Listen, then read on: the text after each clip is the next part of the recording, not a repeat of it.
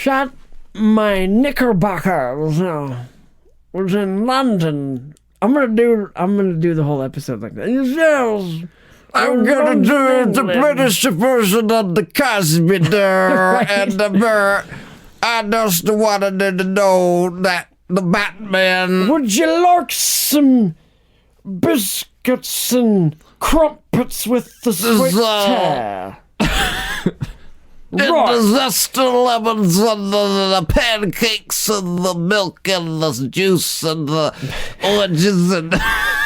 You're a wizard, Harry. Oh.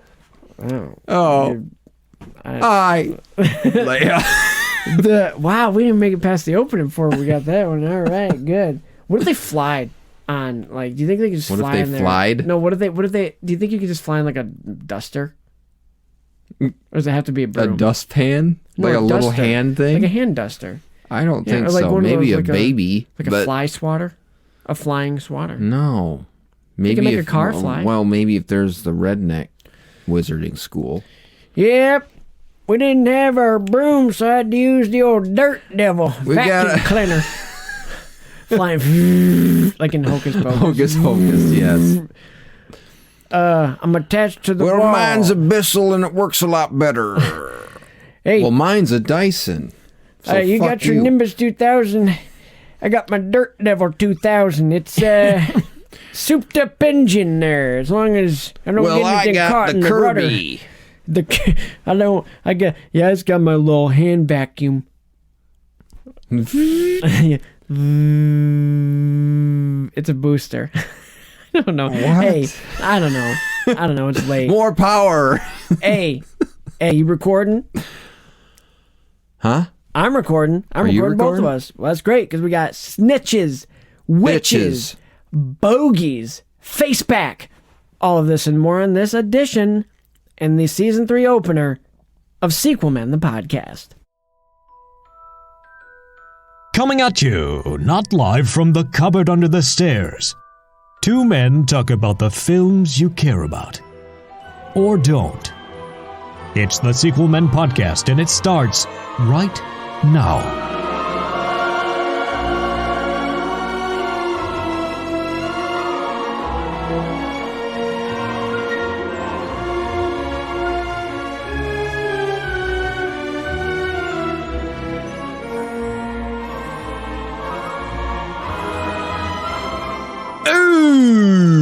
Just kidding, Joel's not here. Welcome back to the Season 3 premiere of Sequel Men, the podcast. We're here. We're back. Got a new logo color. Got a new logo color. Spencer's hyping up the crowd. We're done with Space Jam. Yeah, so. Unfortunately. Hey, I'm Spencer. Oh, I'm Christian Brino, by the way. Yeah, I'm Spencer. Hi, how are you? Doing things a little different. Season 3, there's going to be a few minor changes. Just minor. You'll notice. Charles.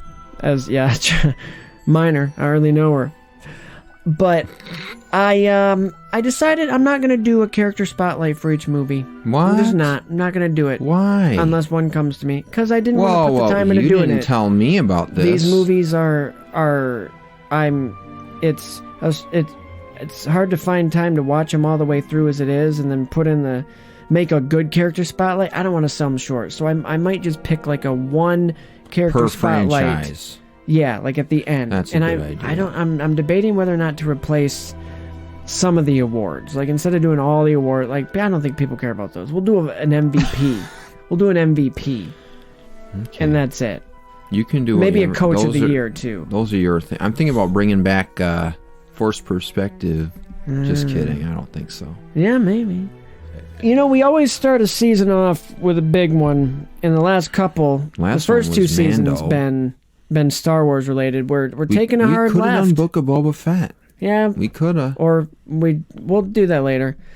But we're starting off big. Yeah. We're starting off real big with the Harry Potter one that at least I've been wanting to do it a long time. Sorcerer's Stone today. Yeah, Spencer's been poking me about it over and over and over and you keep saying, let's wait till Christmas. Because it's a Christmas time thing for me. Well, that's with fine. this film anyway. But when this is out, people can listen to it during Christmas. Mm-hmm. When it's been out for a while. They can listen to it next year. Merry Christmas, Merry Christmas, Ring the Hogwarts bell. When does the new Fantastic Beasts movie come out? April. War with the Muggles begins today. Will we be... We might... We will be doing this still when that comes out. So it will be relevant. There's 8 movies in this Are we doing the Fantastic Beasts movies? To lead into that. I don't think I'll be seeing that in theaters, so I won't... It'll be a while before I talk about it. Maybe not. No, I think that's its own thing. That's going to be 5 movies of its own thing. So we'll do that when the 5 movies there is are more, out. because there's going to be more. J.K. Rowling said 5 movies. This is the 3rd one. Can I just say, those are fine. And people go through the role of Gellert Grindelwald as frequently as people go through the role of Defense Against the Dark Arts teacher. Yeah. It's a cursed role in these movies. There's a new character, there's a new actor, who knows, maybe it'll be an actress playing this character in each movie that comes out. Yeah, they go... Grindelwald goes through actors faster than Pamela Anderson goes against partners. Okay, we don't need goes to through pick partners. on her. No, we don't. You're right. I should have said... Joel. No. Speaking of... No. You heard him, but you're not hearing him. I can hear, for fuck's sake. I sit here and I think, I listen to these episodes. I think maybe these fuckers are saying something insightful. Yeah, you see that I'm recording for free talent. But Harry Potter. One other cool thing we're going to try to do this season is stay relatively on topic to the movie we're talking about. Oh, yeah? Yeah. It's going pretty well so far. I'm going to cut back on sports corners unless there's something big news that needs to be said. But by the time podcasts aren't like, for the time that it comes out, it'll be relevant. But you're not, well, no, it's a cool thing to remember. Like, hey, remember this time we record? I'm not going to be doing them regularly. So, Joel, you win. He's in If Disney you're really right now. excited and want to talk briefly, then we can do that. Right, but it'll be like there's nothing to report on right now. But Harry Potter and the Sorcerer's Stone, tell me... Philosopher's Stone, Spencer. For the Brits. That's the proper name. Yeah, the Sorcerer's Stone was changed because of America. Yeah, America. Hey, I don't know what a philosopher is. What about a sorcerer? He's like... Well, what voice is that? It was kind of George Bush, but not really. It was George's younger son, Jethro Bush. You see, a sorcerer is kind of like... It's like Bill fucking Clinton and Barack Obama mixed had with a baby. Bill Cosby. That's weird. No, today...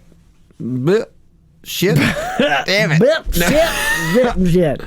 Harry Potter and Why don't we Sorcerer's start Stone. with this? Whatever. When did you see this movie in theaters? I was going to say this came out when we were... How do we get introduced to Harry Potter? Do you want me to go first? Yeah, sure. I'm looking at my book collection. I got right my there. book. I just bought this last February. We were talking about doing this last February, remember? Doing Harry Potter, and I said, well, why don't we read the books the way through the year, and then we can cover it. Well, I bought this in February of 2021. It's the Bloomsbury British version. Hufflepuff. It's the House 20th Anniversary Edition, so it's the Hufflepuff version. Dedication, patience, and loyalty. It's a Hufflepuff stand for. And bought it last February. Haven't finished it yet. But I just read the Quidditch chapter. Oh, yes, Just read the Quidditch chapter, which happens in November in the book, everybody. It's cold in the book when that happens. But Harry Potter, how did we get introduced? Very young, obviously. But actually, I didn't really care about Harry Potter that much. I did not care about it. My sister was big into it, and I was like, Harry Potter, that's stupid. Like, wizards, whatever. Bleh. And then I think it was... I just have this vivid memory of some reason. We were at my grandma and grandpa's house in our van. My mom took us to our grandparents a lot. We were kids. And I remember we went to a movie or something. I don't know why this sticks to me in that memory, but seeing the trailer for the first time and hearing the dun dun dun dun dun dun, like when he's like looking out the window and seeing the owls outside, like during the trailer, and then seeing all the letters come in the house, and the music is the thing that got me really interested. I was like, that music is magic, like It's awesome. Who did that? Isn't this magical? I've said, okay, Fat Beth.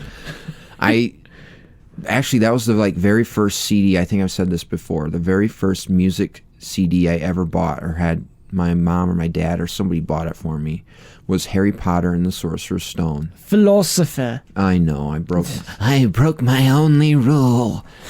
But that was the first CD I ever got, and I don't have it anymore. I lost it stupidly. But guess what? I just purchased the La La Land Records. They have a 7-disc Harry Potter, the John Williams collection, 7-disc set, movies 1 through 3, with unreleased music that wasn't ever released on the original soundtrack albums unreleased, yes. that you can't find. I just purchased it because they got back in stock a couple days ago, and I was like, this came out in 2019. They initially made 5,000 copies. I wasn't able to get it. I wasn't able to get one at the time, but then they closed it because it's sold out. Then they came back in stock again. Then they sold out again. But this time I was like, I'm not going to miss this opportunity. That comes on Wednesday, so I'm very excited. Very good. But ever since then, saw the movie, been a huge fan of Harry Potter ever since. Huge fan. I remember, must have been first grade, maybe even before first grade, second grade, I don't know. The books had been out for a while before I got into them. I didn't know anything about them. I just knew the name. I remember, I do not know. It's weird what your mind remembers from your childhood. The first time I ever heard mention of a Harry Potter book was they were talking about and obviously since then there's been thicker books, but just the big thing with each book was it was longer and thicker than the last one. Oh. Yeah. But somebody hurt their toe in my class, and somebody's like, it's almost like or that's like the equivalent of dropping a Harry Potter book on your toe. See, a random something that somebody said, and I was like, what is is that like the author? I didn't know what that meant, but I knew that it was universally among my classmates known that he was just referencing it was a heavy book. That had to have been when Goblet of Fire came out. So I never pursued Harry Potter, but hang on a sec. Oh, he's going to grab the book. He's grabbing the book. The book. He's got the original Scholastic version. I have the book in my hand. With the Mary Grand Pré art. And just looking at this and touching it, it just shoots nostalgia. Because, this book it's like putting that still last means a Infinity lot to Stone me. in, And it meant a lot to me. I don't know. It kind of got me into reading recreationally. And then I felt like I was like, okay, Harry Potter, this is what it is. And I felt in with the times, and my grandma bought it for me. She's still alive. So it's not like I remember her through this. She's still alive. Very same book right there. Yeah, this book she bought me. And in every book that she bought me, every Harry Potter book that she bought me, she wrote in it. So the first one is, to Spencer, it was for Valentine's Day. Happy Valentine's Day. Lots of love, Papa and Grandma. So that was awesome. She later wrote more, but she bought me. You're going to read every one of them. I am. She bought me every copy, and even and it was every year. And there was some. I think 4 of them were out when she bought me this one, but each year, because it was all right, read this one, and I'll get you the next one. So each year, I think for Valentine's Day, it was like a tradition for a while. And then it just started to become, because we caught up to when there was new ones coming out. The first new one I got was Order of the Phoenix. And I remember when she got me that one. But she's written in all of them, and I have all those copies. And so that was our tradition. There was a time as I got older, I kind of got away from reading, and she knew that. But because... it was more than just, he likes to read them at that point. It was more of this is what, a grandson, grandma tradition right now. I know you don't read them anymore, but for your kids, or if you ever get back into reading, she would continue, she bought me every one of them. So, by the time the last one came out, I wasn't as into them, but she was like, I'm still going to get it for you. So it was just very cool. So that's like how I got into Harry Potter. Yeah. I love that. And it's great. Keeping to tradition. And we had kind of something like that with the movies with my uncle. My uncle took us to see the first one when it came out, like Thanksgiving. Every Thanksgiving we would go. He would take us to see a movie, and since the movies came out in November, like this one came out in November through the third one, the fourth one I think did too, but then the fifth one came out in July. I remember that of 2007. Yeah, they started to be summer because they were big. Summer blockbusters. Actually, remember I saw the movie in theaters. I don't remember who I went with. I remember more about the book. I guess that shows what. You have more of an me. attachment to the book than... See, I have more of an attachment to the movies, but I still love the books. But it's weird. I remember I went with where my uncle I got. and my I remember sisters. where she handed me this book. I remember where I was. It was at my aunt's house in the driveway. I remember opening it, and like I said, I didn't know much about Harry Potter, but she was like, "Yeah, like this, I guess kids are. It's a popular thing. I thought, you're just now getting into reading, kind of. So I figured I'd do this, and I'll always remember too. Even to this day, my grandpa is not a fan because they're both pretty strong Christians, and you know how that's been kind of a thing, wizard, but it's fiction. So it was always funny to me. Like she kind of won out because he did not want me to have them. Not like passionately, but he wasn't sure about it, I guess. It's not that he didn't want me to. He wasn't sure about it. But she was just like, talked him into, like, it's okay because it's fiction. It's nothing more than that. And I always thought that was really funny, the dynamic between the two of them, because he was just like, no, and she was like, it's fiction. Irv, it's fine, it's fiction. But she always put Papa and Grandma in there. It was always from both of them. That's awesome. Yeah. I love that. And there's one, I don't remember which book. Really? I think it may have been the last one that she even mentioned. I know you don't read it, but I still, and it kind of gets me sometimes. I'll have to read it after this, but I'll read it when we do the movie. But the way she wrote it, it was like a whole paragraph. It was cool. I don't want that to be taken as being me sarcastic. I really think that's awesome. It is. And that's why I hold, like, these books, I mean, you'll see some of them little wear and tear. Yeah, because my nieces and nephews read them, and they were at my sister's house for the longest time when I didn't think, I was like, yeah, I don't care about it. But then something clicked in me, and I was like, I need to have those books, and I need them. Because otherwise, the nature of how they were being handled, they were going to either be gotten rid of or lost, and I couldn't let that happen. Because there was notes in them, obviously, but those were mine, And what was it? What year was it? I think it was maybe 2015 or 16. It was up until that point, I still hadn't read all of them. I'd only read the first 5, and I'd seen the movies by then, so I knew. But something just clicked in me, and I was like, I'm going to start from the beginning, and I'm going to read them all the way through, and I'm going to commit to it. And here I am. This is after college. I'm married, so it's not like I'm a kid anymore. And I read them. Like, I hadn't read a book for pleasure in years. And I committed to it, and I finally read all of them, and they were amazing. I'm having a good time reading this, too. It's good. So that's just like a different cover version. Yes, but it's Sorcerer's the same Stone, book, right? and it's got like house-specific stuff in it. Like, hold on. Like, let's see. Did you Hufflepuff, an introduction. You might belong in Hufflepuff, where they are just and loyal. Those patient Hufflepuffs are true and unafraid of toil. And it just describes like all the houses. The most grounded of all the houses, Hufflepuff equates to the element earth. All that good stuff. It's really interesting. Because I was a kid and I didn't realize, I wasn't as cultured, I didn't ever realize that these took place in like England, London. I just didn't know that reading it because I didn't get the references when I was that young. So when I eventually realized, and I was like, oh, that's weird.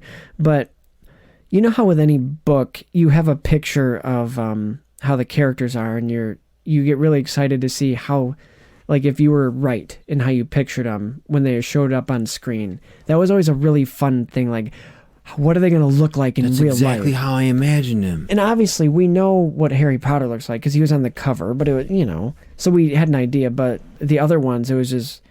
So when you finally watched this movie, did they look like how you pictured them, the characters, like all the main characters? I didn't read the book before I saw the movie. Oh, that's right, you said that. That kind of defined the... And that's why...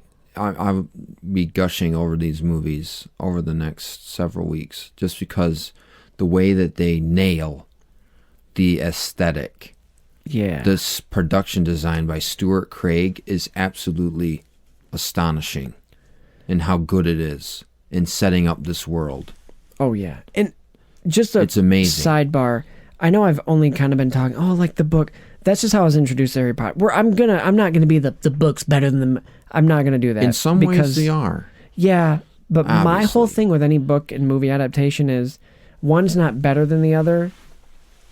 It's different. They're different. They're different mediums, and we have to remember that. I would say that this movie is one of the best book to film adaptations I've ever seen. I would agree. In terms of, I mean, there's scenes that they cut out from the book, like Norbert getting taken to the astronomy tower to be set free and whatever. Yep. And there's things happen differently in the book, like Quidditch was in November. Yeah, not you in have late to adapt fall. it. And when they stumble onto Fluffy the first time, it was originally like Draco had challenged them to a midnight duel. And of course he lied. Yeah. He lied, and that's how they almost got caught by Mr. Filch, not by coming back from... That's right. Some more, I don't even remember. I just watched the movie today, and I don't remember. They were walking back from some class or something. Maybe it was potions. When we do the wrap up, and maybe he'll make an appearance in a couple other episodes too, but Brandon Pop from the Going Off Topic podcast, big Harry Potter guy. So Ben too. We're gonna get him. Remember Ben? Maybe we'll get him. Maybe we'll get him then. He is a huge Harry Potter fan. He'd love to come on one of our episodes. Yeah, for sure. I mean, as long as he's fine with recording late, because that's what it's going to be. Yeah. But let's to the movie. Let's get to the movie here.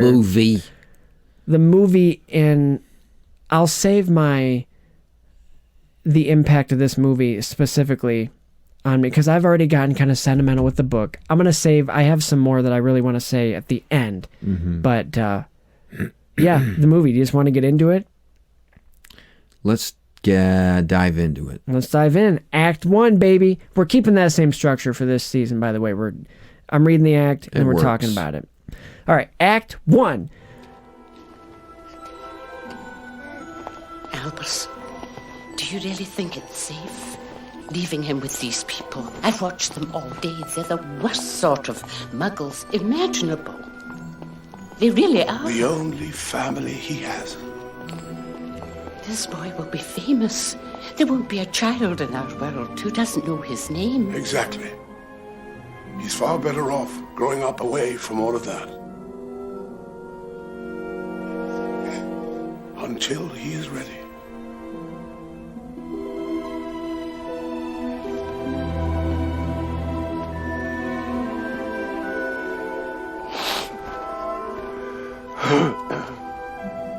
There, Hagrid. It's not really goodbye after all.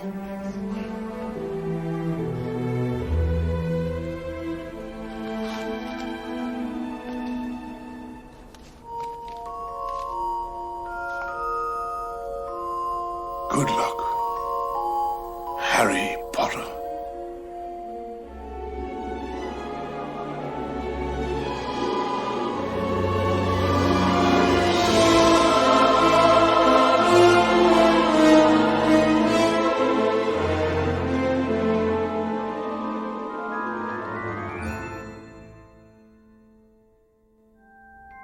Our tale begins as any good story does. In England, of course, and on Privet Drive, no less, home of some of the British elites such as the Dunklebottoms, the Goose and Gattles, the Flang Hangers, and of course the terrible Dursley family too, who were, according to them, perfectly normal. Thank you very much. More on them in a second. Our story actually begins with I can't keep that up. With an old bearded man. Two turtle doves.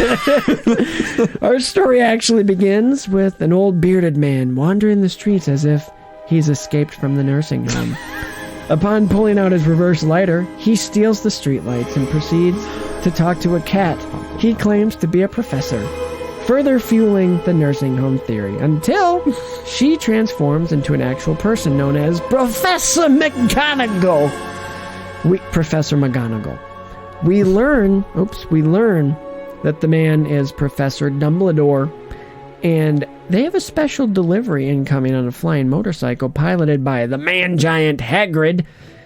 He leaves a baby child with Dumbledore, and then he just leaves him on the front porch of an awful family and just bounces out, probably. Anyway, Harry's life, fast forward 11 years, Harry's life is a living hell as he grows up. His aunt, uncle, and shitbag cousin make sure he knows he's lesser of a human than them for fun, until one day he starts getting mysterious letters from an owl gang. The letters keep coming and they don't stop coming. Back to the rules, and he hits the ground running. They end up on an island vacation home that I never understood, in the middle of the raging sea. Not sure how they got there or why they own this place, but Hagrid breaks in and rescues Harry on his birthday, his 11th birthday.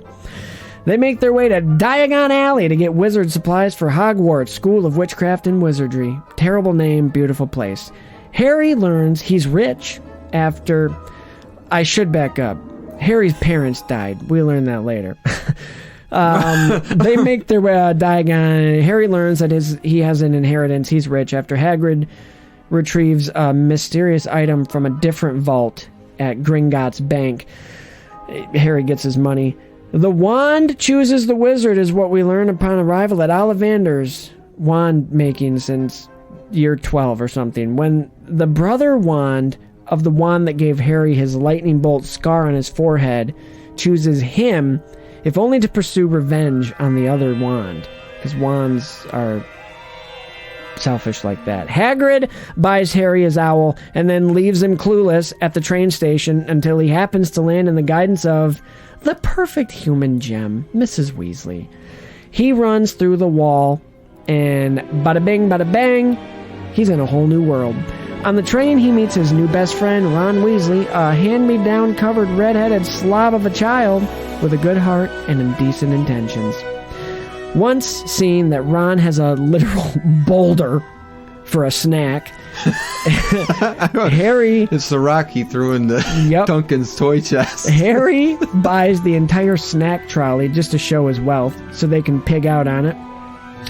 While they're gluttoning on candy, a snooty a snooty know-it-all with poofy 90s hair and a smart-ass attitude rolls up demanding to see a magic trick. Ron disappoints her. She calls herself Hermione Granger and proceeds to fix Harry's glasses, and it is then and only then does she recognize him as the boy who lived. One part that I left out of there... Maybe Ron will show her another magic trick later on in life. With a different wand. It's called the miracle of childbirth.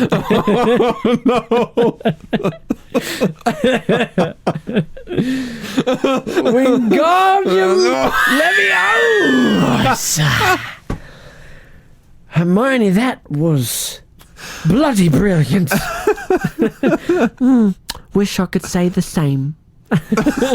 That's how their relationship is, you know it. Hand me down wiener. That's not a hand-me-down, is it? No, it's the first one on the pack. Okay, check this That's out. enough for that. There's also a part that I left out, but it is quite important when they go to the zoo. And we know, because the Wake uncle... up, Potter, we're going to the zoo. I love how everybody just assumes Harry knows stuff. Like, they're mad at him because they know. He has no idea. Like, just be nice to the kid. He's not doing anything to you guys. He's your servant, literally. But they go to the zoo, and he's talking to a snake, which we later find out is much more significant. And because he's mad, Related to the Dudley. Dudley. I still to this day, I have to think about him like, okay, they're the Dursleys, but his name is Dudley. They're not the Dudleys. Dudley. Yeah. Terrible freaking name. Dudley do right. Dudley do wrong. Dudley douchebag. 36. 37. Let's show 37. We're gonna go out and get you 4 new presents. Oh man, that's another thing about this movie. Almost Casting's everyone's great. perfectly cast. But yeah, he makes a window disappear on the snake thing, and the snake he just bounced. Thanks. Anytime. And then he just leaves. But You notice how... Never mind, I'll bring it up later. okay. I appreciate this whole... I thought it was a little... Like, this speaks to the times, and that it was... Like, they were really trying to hammer home, like, the characters. Like, assuming you read the book, because... Oh, so good evening, Professor McGonagall. Like, that line was written for the audience. Like, and then that was like a moment where like, yeah! Like, if it was a sitcom, it was like, that would be like, boom. welcome, Iron Man. Yeah. Like, it was very theatrical. I also like how it's kind of introduced... It's kind of like doing an in media res kind of thing, where people who read the books will know that character, but people watching the movie will hear, oh, Professor McGonagall, what's this all... Like, who's this character? What is she all about? What does he mean, Professor? Are they teachers? Like, and then it will get people's gears going, and I like that. And I can't remember if in the book if they refer to each other as Professor this, Professor that. That seemed odd to me now. Like, just call each other by your first fucking names. Minerva. Albus. She does call him Albus. Right, but just at the beginning, Professor McGonagall, Professor Dumbledore. Dumbledore. Hagrid, perfectly cast. Someone does call him that in the books. Probably. Professor Dumbledore. The Bow-Bottons. Oh yeah, probably. Headmistress. Most likely. But that's way ahead. Yeah, easy. Easy, Frank. A dandelion. Anyway. Yeah, strong start. I love how it starts right off. It's such a good establishment. On the street. Yeah, it establishes it so well. This mysterious guy, where if you didn't the read the owl books, on the street sign, the music. Yeah. Bum, bum, bum, bum, bum, bum, bum. The book readers are hyped. People that didn't, they're just casual fans. It starts in a way where you're like, oh, what? Okay, what is this? Who is this guy? He's got a Deluminator. Sounds magical. Yes. The music sounds magical. One thing I want to say, why is it called Hedwig's theme? Like, it shouldn't, it's the Harry Potter theme song. Why isn't it just I think Harry Potter's theme? Said it in interviews where he did an interview because he was conducting the Boston Pops, and he explained why. He's like, well, I originally came up with a theme just for the owl. It was like very whimsical, like flight, feeling of flight, and very mellow and stuff, and that's where it came from. And then I guess he played it in the trailer, and the executives at Warner Brothers loved it so much that he didn't rename it? It's amazing. Oh yeah, absolutely. That was that's my favorite track on the CD is Hedwig's theme. Because it's the best. It is. Just, I mean, it's so recognizable now, obviously. Mm-hmm. And it is. That instrument is called the Celeste. It's like a kind of a keyboard piano type thing, except it sounds like a music box almost. That makes sense. That's what that tinkling sound is at the beginning. But anyway, yeah. I've always loved the opening of this movie. And again, it's kind of for the readers because Harry Potter, and then it goes to the credits like bum, bum, bum, bum, bum, yeah. But just the way lightning, they announce the names in this opening scene is so like, are you ready for this? It's very dramatic. Yes. Like theatrical. And I remember one thing because the trailer dropping for this Hagrid was a big deal. Like when the trailer came out, I was like, yes. Like I was hyped. And I was like, I wonder how everybody's going to look. Obviously, like I mentioned. But one thing that was a universal, like, that's weird. Some people were upset I at first was like, that's not how the book, that's wrong. Is the placement of his scar. Isn't it supposed to be off-center. directly in the middle? That's how it's depicted, yeah. And at first I was like, why would they put it? I don't like that. Well, but you also on, see going on, it's going to disappear. It does? I feel like as the movies go on, you don't see his scar as much. Naturally, scars will fade. I mean, scars are there this one's forever. an unnatural, like... True. Hey, makeup. Hang on. Thought I was hearing something. But I thought that was just at the time such a weird choice. Just because I wasn't expecting it. And I was like, that's weird that it's over his eye a little bit. But as it went on, I kind of liked it. That you got the nose thing, the sound. Yeah. Yeah, never liked that. Is that Miles or your daughter?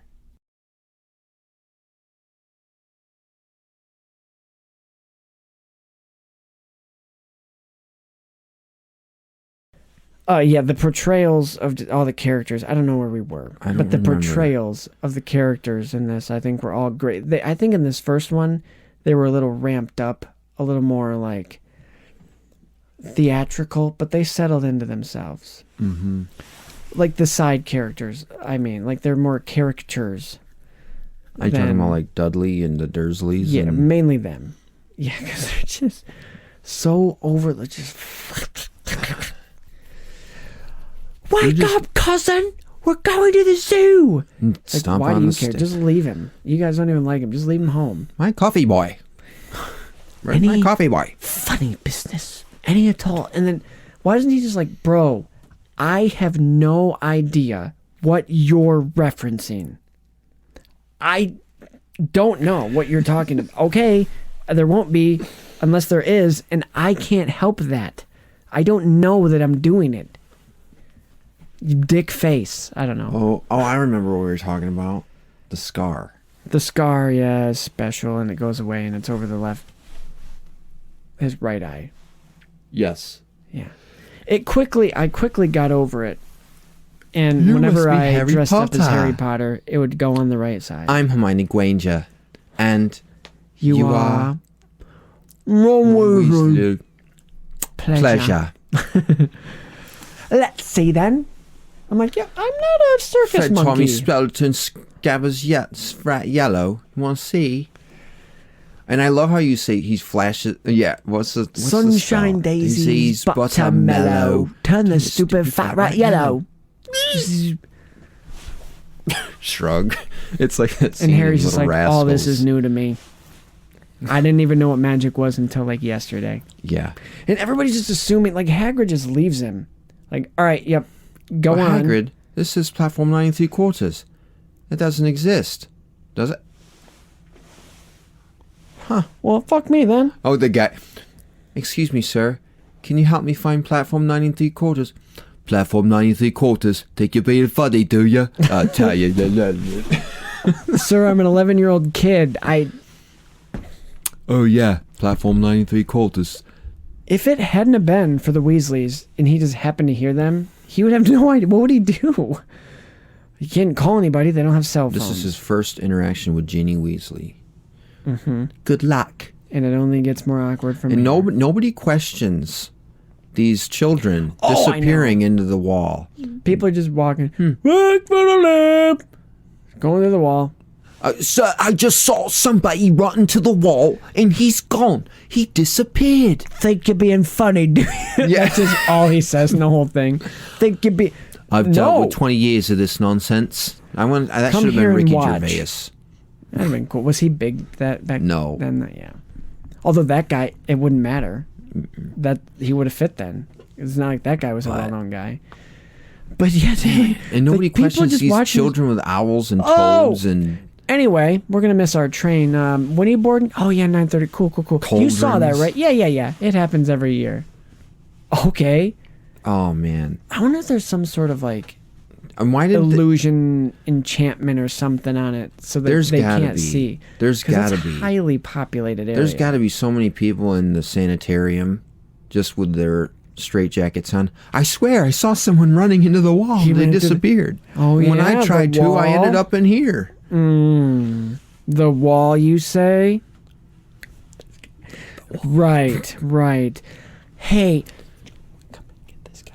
You know, he just a little loopy at room 27.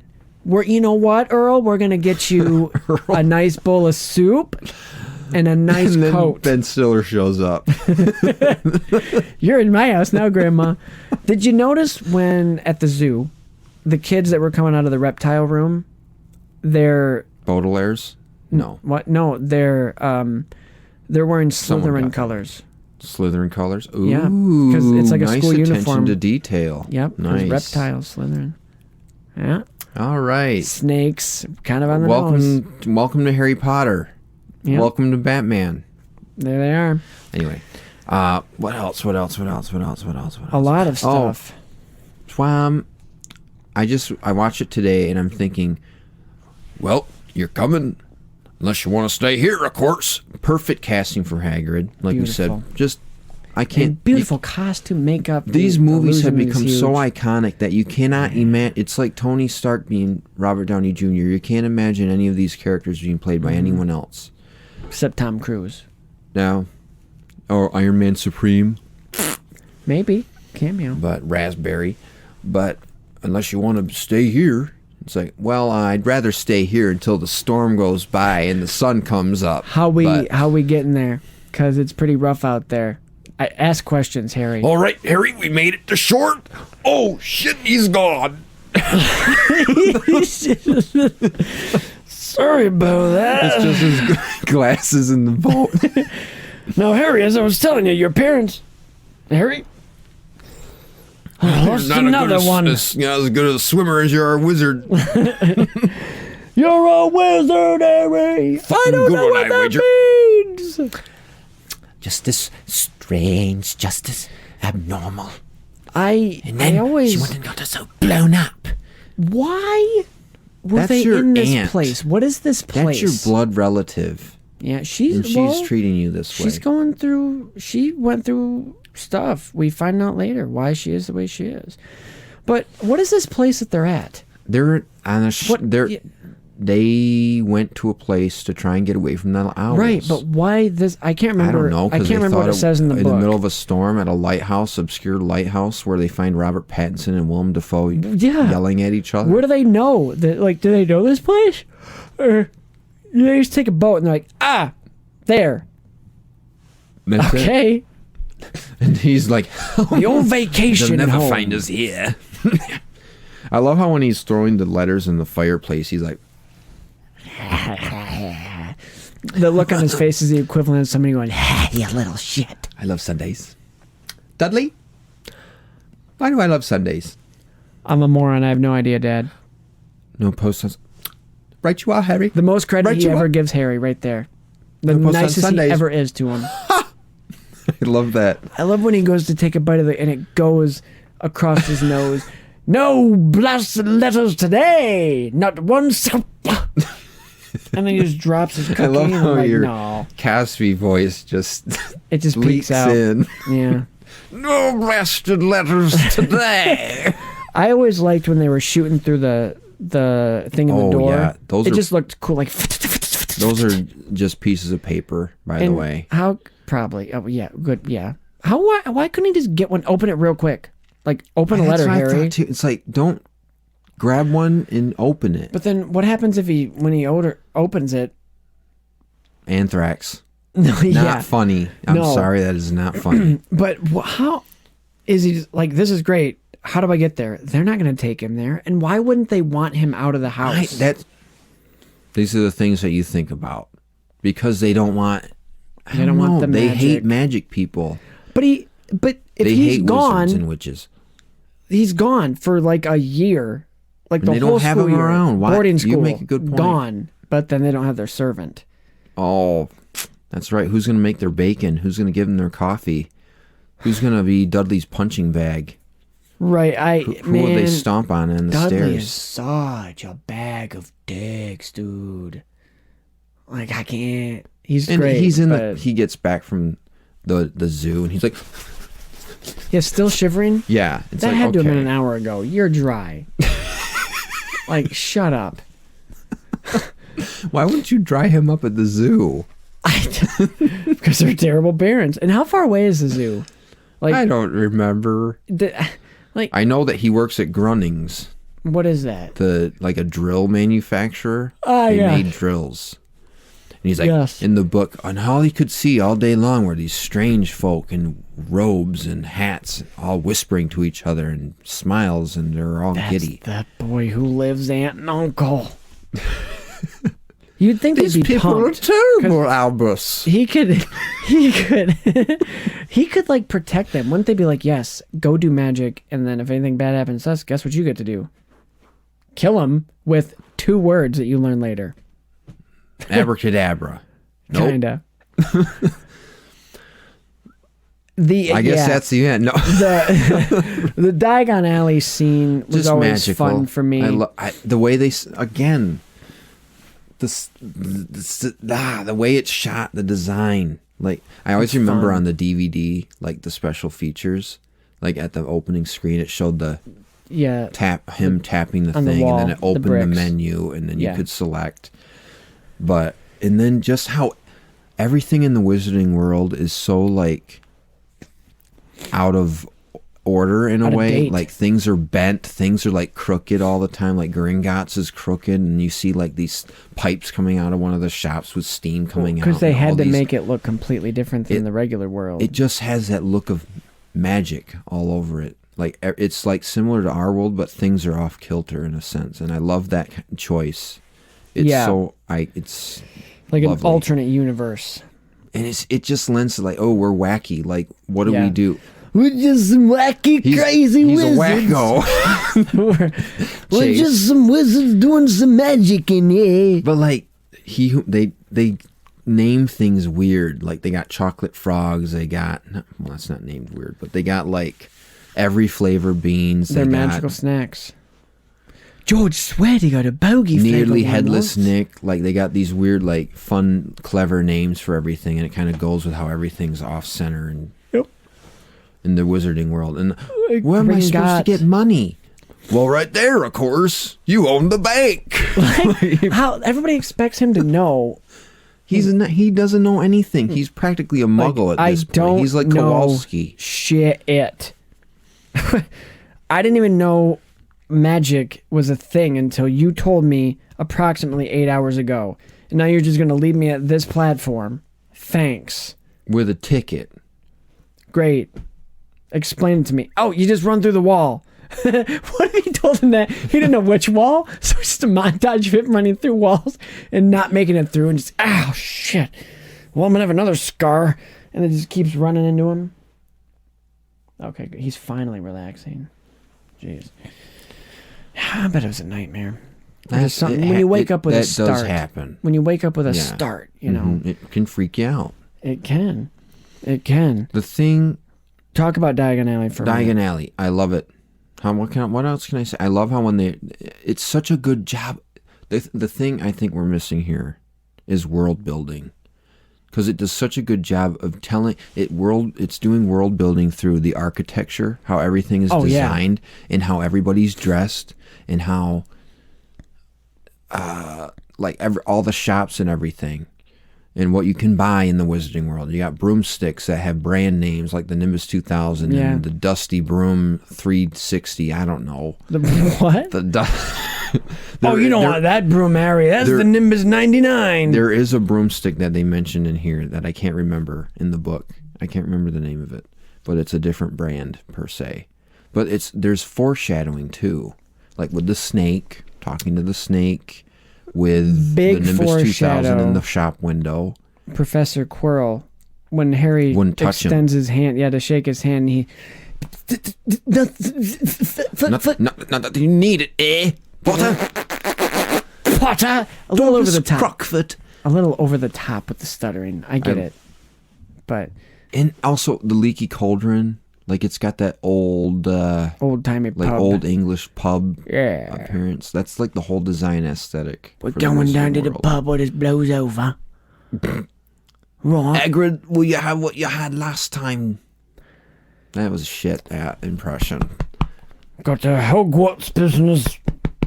Just so you guys know, anybody listening, gonna be having a lot of bad accents during the course of these 8 movies. And we have no offense. Just so you know. And maybe some good ones.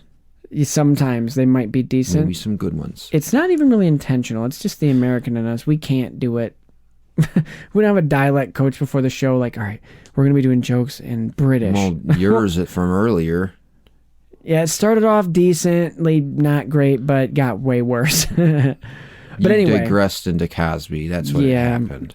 And most of the accents are going to be Cosbyized, unfortunately.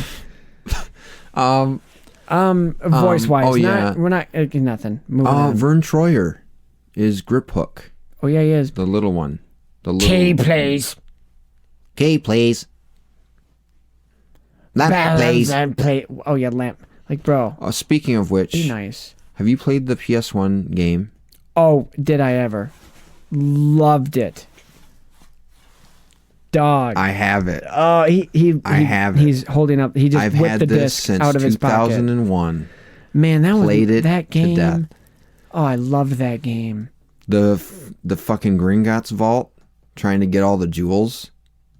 Yeah. Because you're on the swing and you have to loop around and collect them all, and you have to time it right. Yep, and the Quidditch scenes playthroughs were always real fun. Yes, were always super fun. Flying through the loops, and then you get faster and faster as you go through each one. Dude, that game was so awesome. Flipendo, Incendio, Expelliarmus, I want Lumos. to play them. I wish the PS4 was backwards compatible. I have a PS. This is another reason to get a PS2. You know what they should do? Except this needs to be clean because I don't think it'll work. They should remaster all those. I completely agree. Absolutely, completely agree. They I've have been wanting Lego to Harry emulate Potter. it. They have Lego that on Harry my Potter, Switch. but I haven't played through all of them. But they're fun. Not as fun as the games, the movie games. They should remaster those. Really, re-release them. I'd buy them. I'd play those. I'd find time to play Remastering would be easy if it wasn't such a licensing nightmare. Such is life. Up until the 3rd game, and then the 5th. Well, we don't need it. We'll get there. Yeah, but the early games are good. But that just reminded me the stupid Gringotts part when you're in Diagon Alley later in the game. But yeah, they should do a Harry Potter type open world game. The movie in this first act, I guess we can say, just does a incredible job of introducing people to the wizarding world without being too much. We're in Harry's perspective, where we're getting to see, we're taking it in, and all the design choices it's almost perfect, to a T. I can't disagree with almost any design choice that they made. I always loved... otherwise, and I'm very distraught that it wasn't. I don't even know if it was nominated for an Oscar for production design. We can look. It should have been. I always liked the wand scene. Oh yeah, with John Hurt. Fantastic actor. The one scene that R.I.P. always stuck out to me that I just always loved as a kid was on the train when they got all the food, because the chocolate frogs look so cool, and I just wanted to eat them, but I was like, what would it be like? Would it be like a real frog, or would it just be chocolate? It's just a spell. And then the bean, I love the window. Just looking, imagine being on that train with the rotten luck, with the lake and the English countrysides 2000 going by. Oh man, I have a vivid memory too. We were in an apartment many years ago. We moved into an apartment, me and my family. My dad was watching this movie, and it was late afternoon, and the sun was coming in through the door out to the deck of the apartment. That's coming through the room and just lighting up the room, and it was that train scene. For some reason, you have those moments where you watch something, it's just a perfect time of day, and it makes a memorable moment for some reason. Well, this part was always the part that I watched with my friend, and we would act out as we're watching it. And I mentioned this before, but yeah, I was always Harry Potter, he was always Ron. But I had the Birdie Bots every flavor beans. They still have them. I had one. Some of them are actually gross. It was such a cool thing because they were like, they actually put vomit flavored candy. And some of them actually lingered. Yeah, they were bad. I just ate it was tough. Like, I wasn't adventurous with them. But, like, I love the chocolate frogs. Ooh, speaking of. And I had a bunch of the cards. Jeez. I have a chocolate fog card. This is... Well, can't expect him to hang around all day. And Harry's like, yeah, I can, because I don't know this stuff. Rowena Ravenclaw. Ooh, I think I got this when me and Brandon went to California. I need one of those. Rowena Ravenclaw. Why can't I talk tonight? Medieval, precise dates unknown. It's like in the game. When you get a card. Them. One of the 4 famous founders of Hogwarts. There needs to be a Founders movie. Anyway, Oscars. Agreed. This movie was nominated for Best Art Direction, Set Decoration. Should have won it. Nominated for Best Costume Design. Should have won it. And for Best Music Original Score. Should have won it. And that was it. Only 3. I'm biased. No effects, nothing. Honestly, when you establish the visual style, if you will, of this world so well in the first movie, you nail it. It should be recognized. It should have won. That's great. That's great. It should have won. It is everything. Because they could have went way too whimsy or way too They went just real. right. Yeah, I always found the bricks really satisfying too. The sound of the bricks moving. On the Diagon Alley. Yeah, to get into there. And just how they looked. I just was, I wanted a brick. I don't know. I wanted a brick. And I wanted that it looked like a gummy worm that Ron was eating after the trolley, after he bought out the trolley. And the food, because I'm obsessed with food and snacks, and in movies specifically. Are you talking about the thing where he's like... Yeah, it looks like a gummy worm. It looks like Laffy And it just looks Taffy. so good, and I want everything. And freaking Harry. So let me get this straight. Just eating one little... We're gonna criticize Malfoy for going a little ahead in second book, buying his way onto the Quidditch team. But here's Harry. We'll buy the whole damn cart. Well, no, he's trying to be nice, and he's like, I got it. He's an 11-year-old kid with a lot of money. You're going to tell me you wouldn't just buy you make a good point. all of that candy? You make a good point. If you can, unsupervised, by the way. Yeah, we'll take everything on there. There's no adults telling us we can't eat this? Yeah, we'll take it all, thanks. This kid's eating a boulder. Oh, yeah. I literally I watched it today, but I'm not going to keep saying that over and over again. But no thanks. Thanks. I'm all set. I'm all set. And I was like, what the fuck is that? I honestly, I don't. It looks like a peanut butter and jelly sandwich that was left in his pocket. Ham sandwich or something? No idea. Well, Molly, why didn't you, maybe, I bet you she did wrap it up nice, but he just shoved it in his pocket. Because he's a slob. And that's how it got all screwed up. He's a slob. He is. It's okay. Harry, would you like to split this sandwich with me? Absolutely not. Thanks. We'll take the candy. I like living. We'll take the candy. Thanks. What is it? No, thanks. A rock? Great. You want to get into Act 2? That's kind of where it ends. And then we get into real fun. I don't know if I had the brains real quick. Did we skip over anything? Is there anything else we wanted to note? Oh, the wand. We could talk about the wand process a little bit. Too whimsy for he gets right into it. A little bit too whimsy. Yes. Okay, great. Try this one. Again, don't know what I'm doing. Well, give it a wave.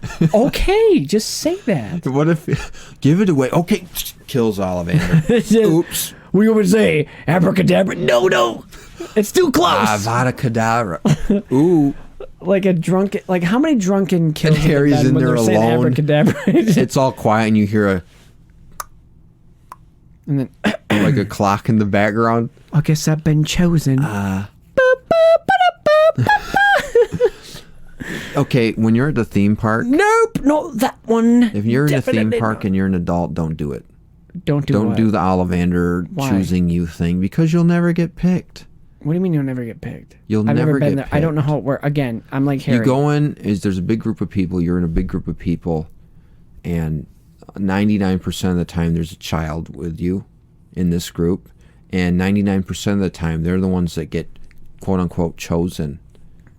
And you're sitting there as a free wand? You're sitting there as a 27-year-old grown-ass man. Yeah, I'm 30. Saying, "Why am I not chosen?" Chosen for what? Like, what do you get, a free wand or something? The wand. Yeah, you get a wand. But you can't just get a wand. Flat. Go and swish it, and then the kid will go like. You know, that's not for them. It's for us. Harry Potter's for us. Shouldn't they do it like for? All right, you 30-year-old guy, creep. This is kind of for you. Grew up with this. Maybe with Kowalski getting who's a wand. 5, didn't grow up. He doesn't. No. This is for he you. sits on the outside. This is adults only. He'll get one. Relax. But the adults need the fun. You come here. When you get done with that, you get into the shop proper and you can buy like replica wands. I wanted to get an elder wand. They're cool. Replica. My niece has one. I have one too, but I need to find it. It's somewhere. It's cool, but like, what do you do with it? Like, as a kid, you play that. But if I got one, it just sits and you look at it. Sometimes you hold it and wish it were real. You can get a special wand that interacts with things around the park.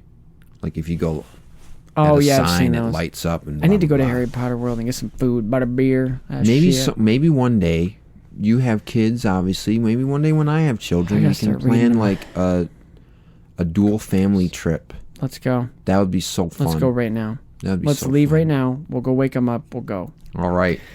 Now, the wand was always cool. He was very, But I think it is clear. Curious. Very we can expect great things from you, Mr. Potter.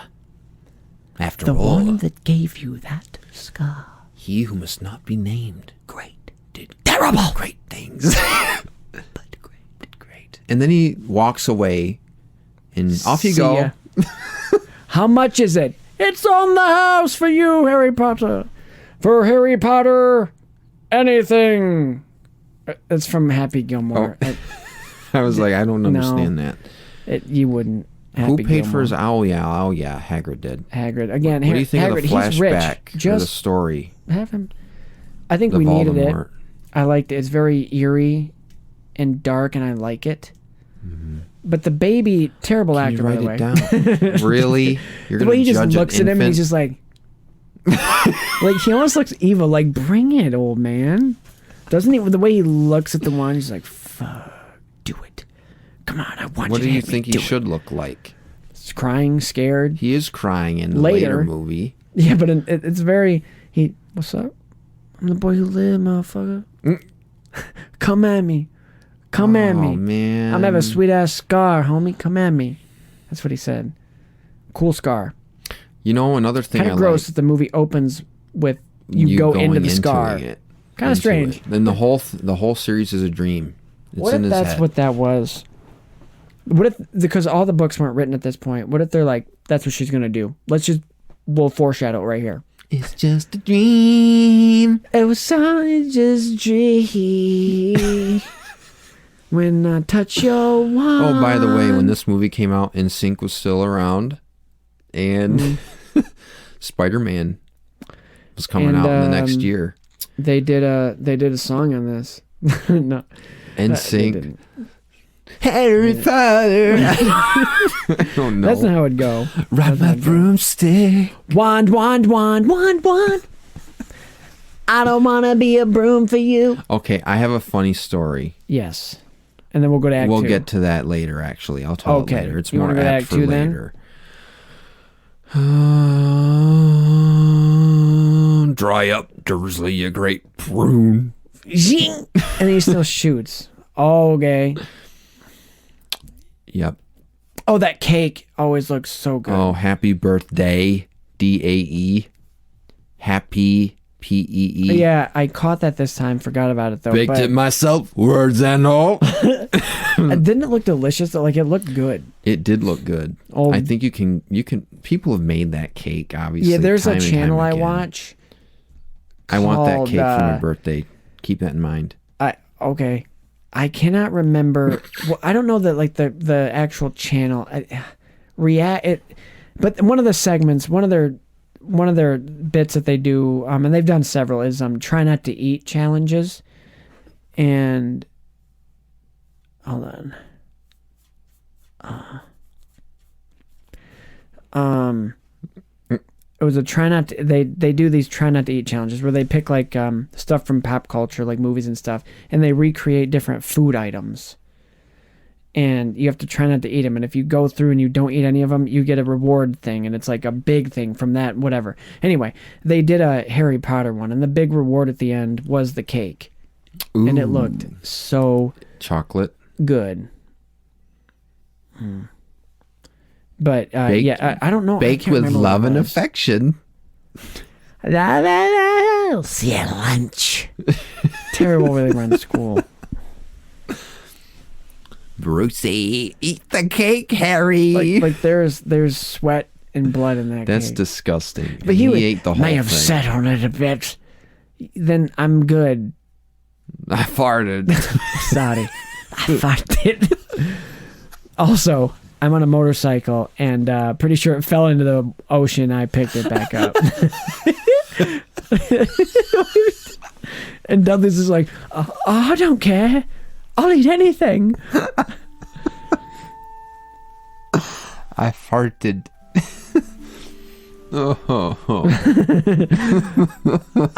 Hagrid, I ride a motorcycle and fell into the ocean. I'd like to be very clear. You farted on the cake? Well, perhaps. Did you say Alfred? I thought you said Alfred, not Hagrid. Maybe I did. Bats on anyway, the brain. Hagrid. I do. I'm the Batman. Hogwarts. We didn't see that. Hogwarts. What? No, what? We're there. They get there on boats. Act 2. You want to do Act 2?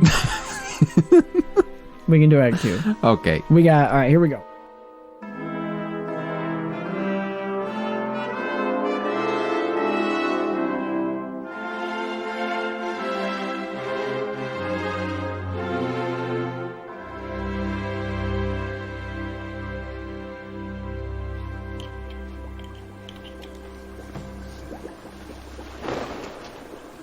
Mr. Potter,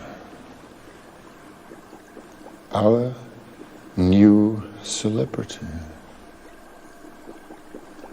Tell me, what would I get if I added powdered root of asphodel to an infusion of wormwood? You don't know? Well, let's try again. Where, Mr. Potter, would you look if I asked you to find me a bezoar? I don't know, sir. And what is the difference between monkshood and wolfbane? I don't know, sir. Pity. Clearly, fame isn't everything, is it, Mr. Potter?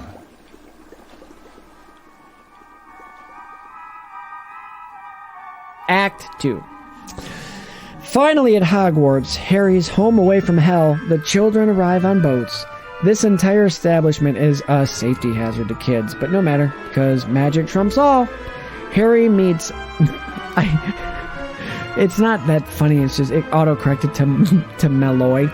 But he meets Draco Malfoy, who tries to persuade him into friendship, which Harry confidently denies, leaving Malfoy's fragile male ego damaged. As the first years are herded into the Great Hall like cattle to slaughter, it is actually not that. Yet. First, they must be briefed on the dangers of Hogwarts, threatened with death by the caretaker Filch, and sorted into their houses. Harry, Ron, and Hermione go to Gryffindor. Harry uses his fame privilege to request as much, and the feast begins.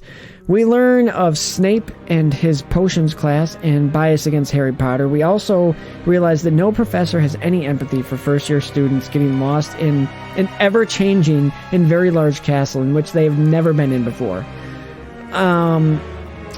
The newspapers come in on mail day, and the crew finds out that the vault in Hagrid visited at Gringotts. The vault in Hagrid. No, that the cake came from. That's where the cake came. That's where he keeps the cake.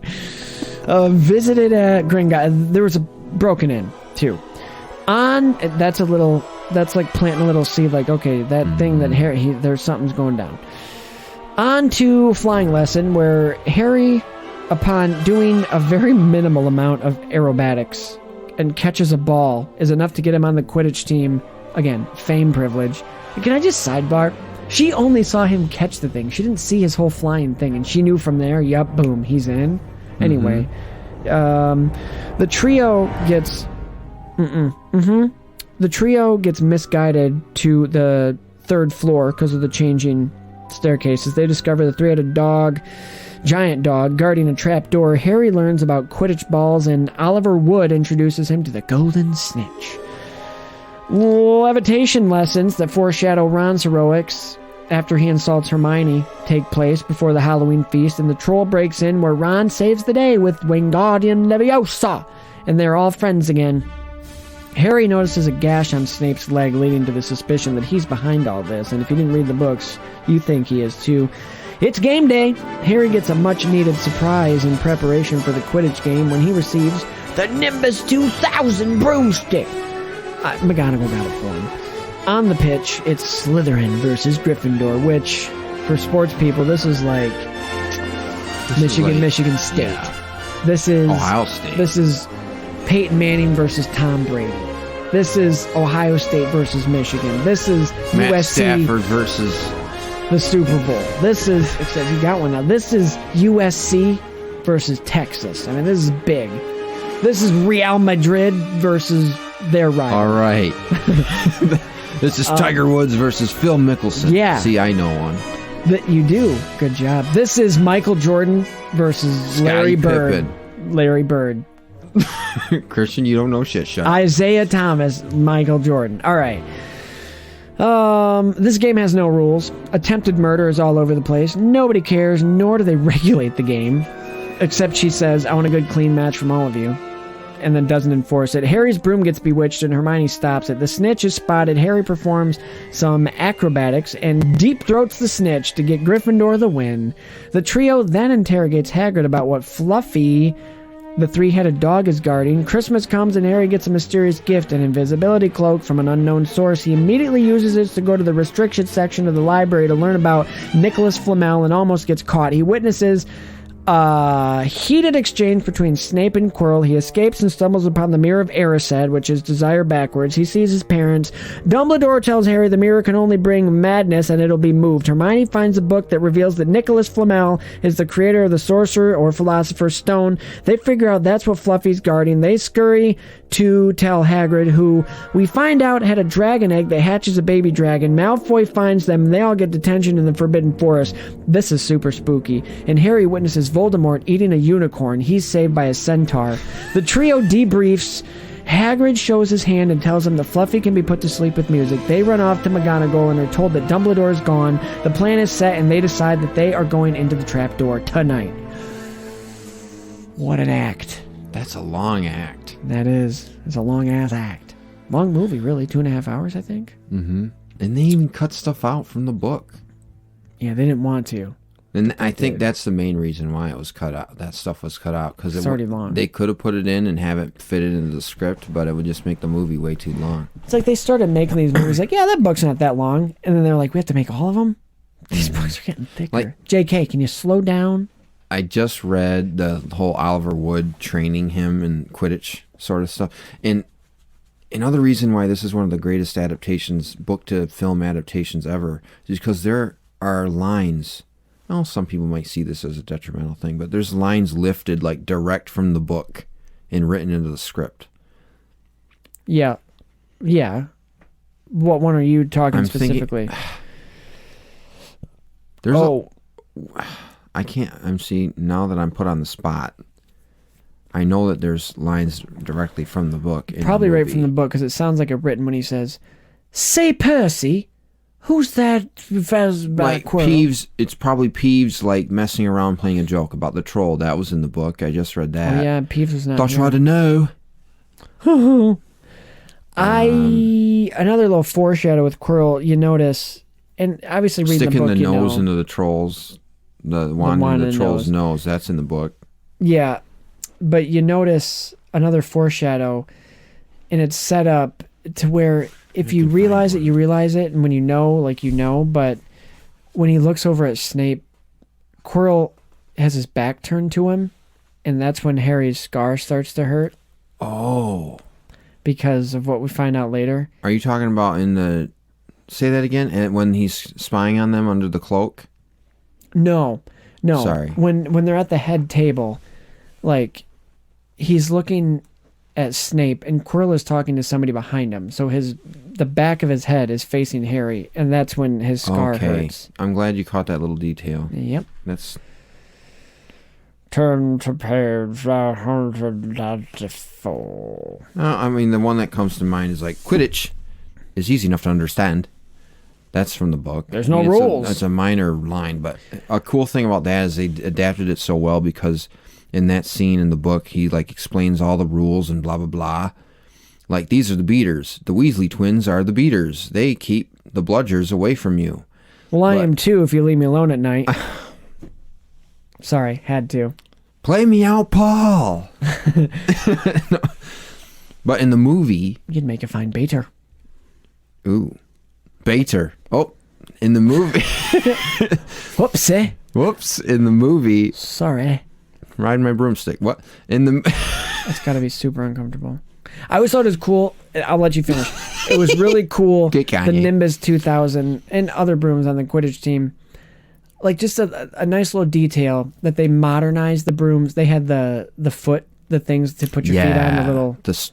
Stirrups. I thought that was cool. I was like, that makes sense. Mm-hmm.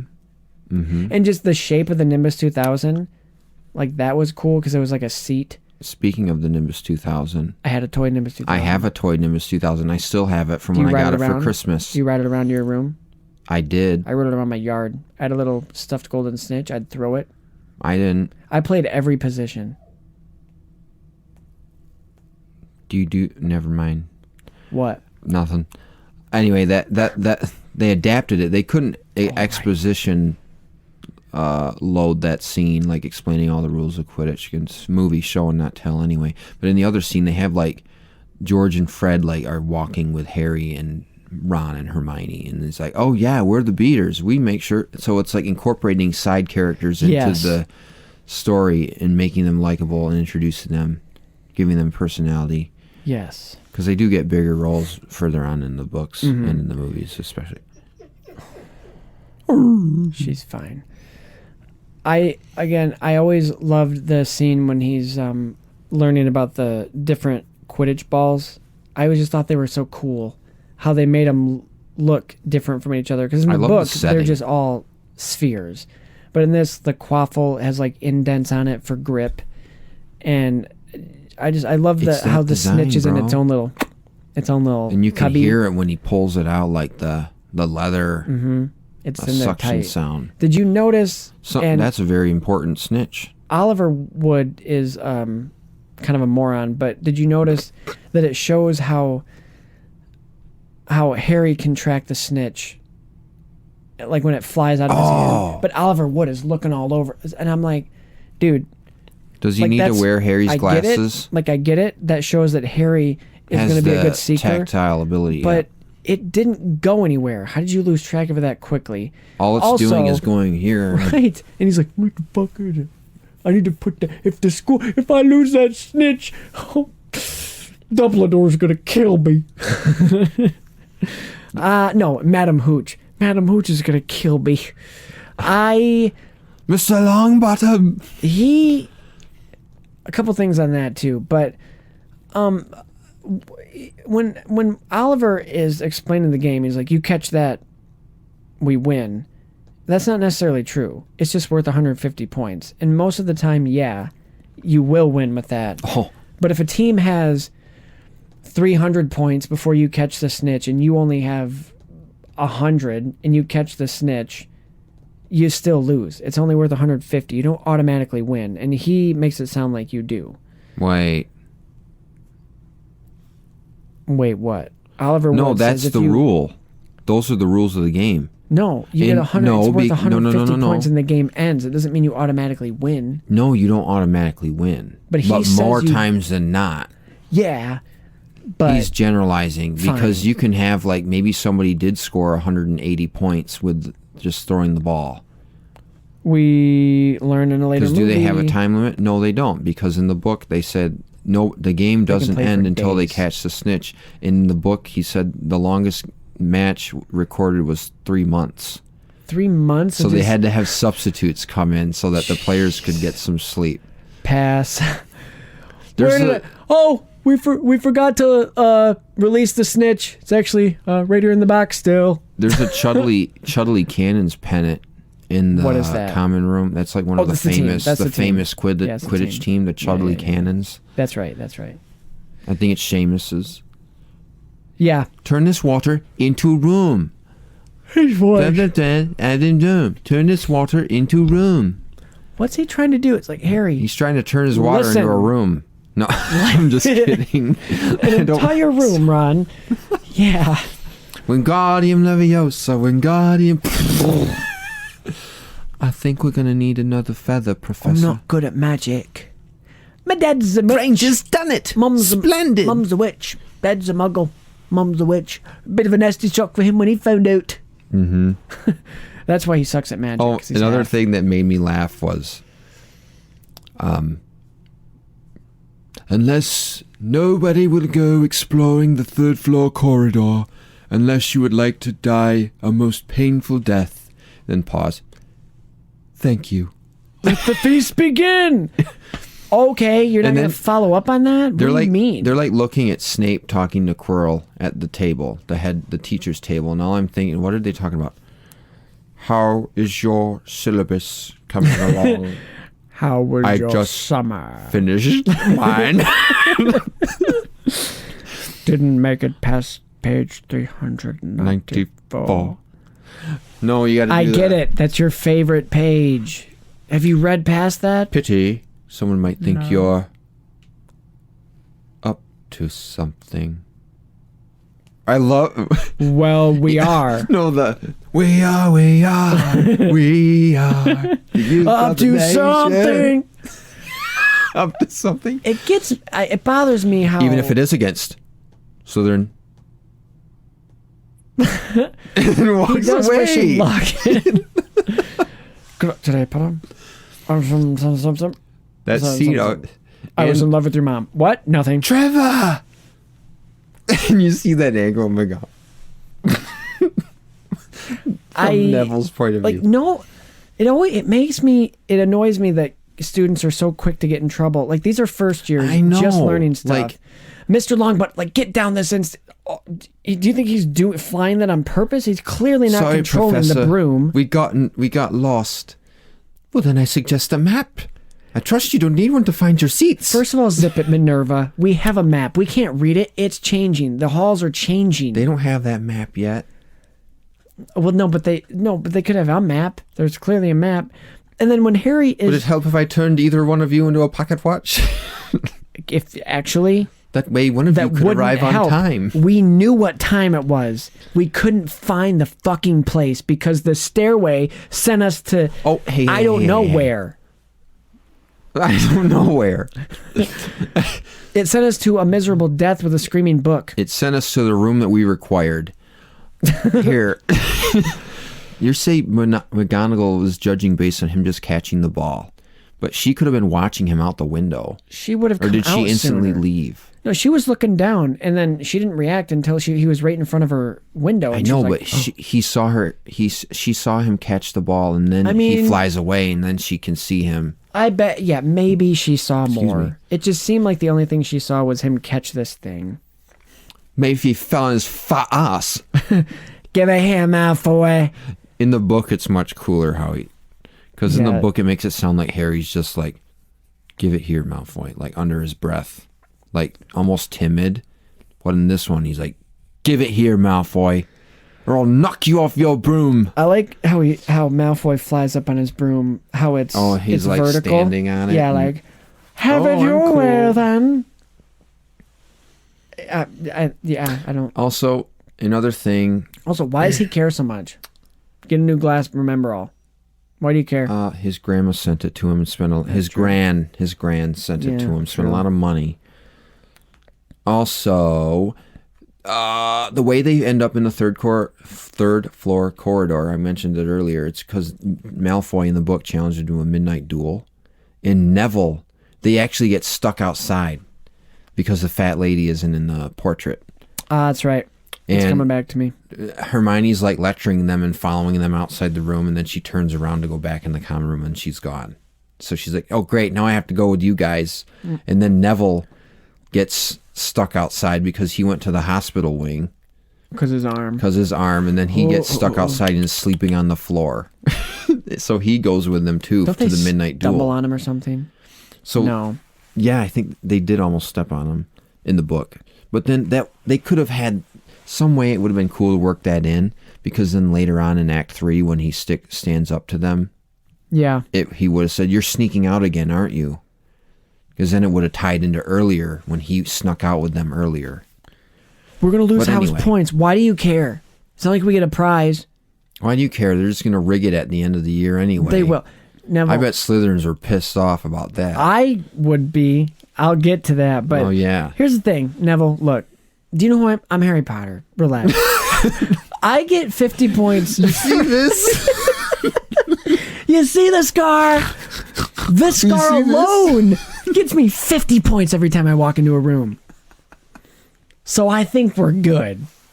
They call me Scarface. Oh, Hufflepuff won this year?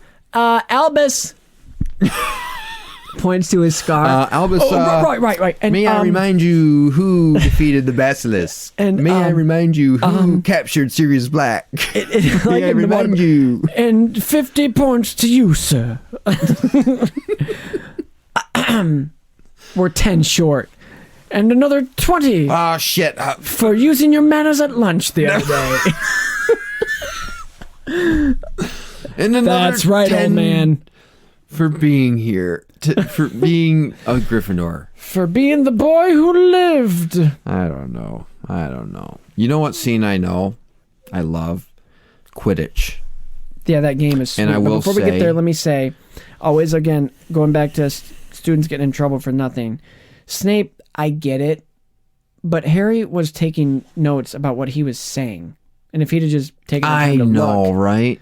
But I guess they don't do that in the wizarding world. They don't take notes. Pay attention. He's like, I'm literally writing what you're saying verbatim. I even wrote down not paying attention. Reminded him of himself.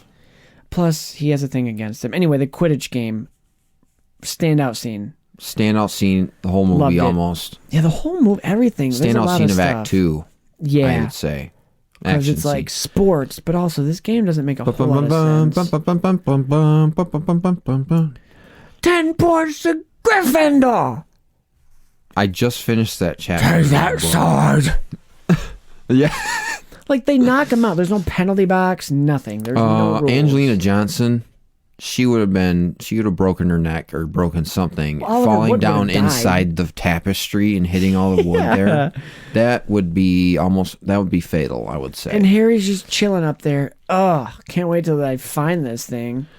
That's one of my favorite moments of the entire movie. When he sees it? When he sees the snitch and you hear the of him chasing when he sees it and he whips past the camera and the camera whips around with him and you hear that like as it follows him. And then you hear the souped up broom engine. That's like my favorite part of the whole movie. And if you hear it on like good sound system, it's even better. And I'm going to say this right here, right now. This movie came out in 2001. Yep. And the broomstick scene, the broom flying scenes, still look better than the ones that are in movie 6 and 7. They tried too hard. I'm sorry. And the third one. They were probably a little bit more practical in this one. The third one might look a little better, but they get worse. They do, because they try to use the computer. They tried to be real about it. We will. I hear what you're saying, kind of. The lot to unpack here, but we'll just hit the main points. You know, we talked about the that game. Side. Take that side. There is. I told you about that. You know that Dear Reader, the wizard people. Or something? Have you ever seen any of those? I've seen the whole thing. Dude, this the Quidditch scene. He flies away. Lumbermouth shows his namesake. There's a part I gotta say it now, or else I'll forget. They're playing Haggard chess. The Horrible. You should find the clip and put it in when they're playing chess. Don't fucking move. Dear reader. Dear reader. Ronald the Bear.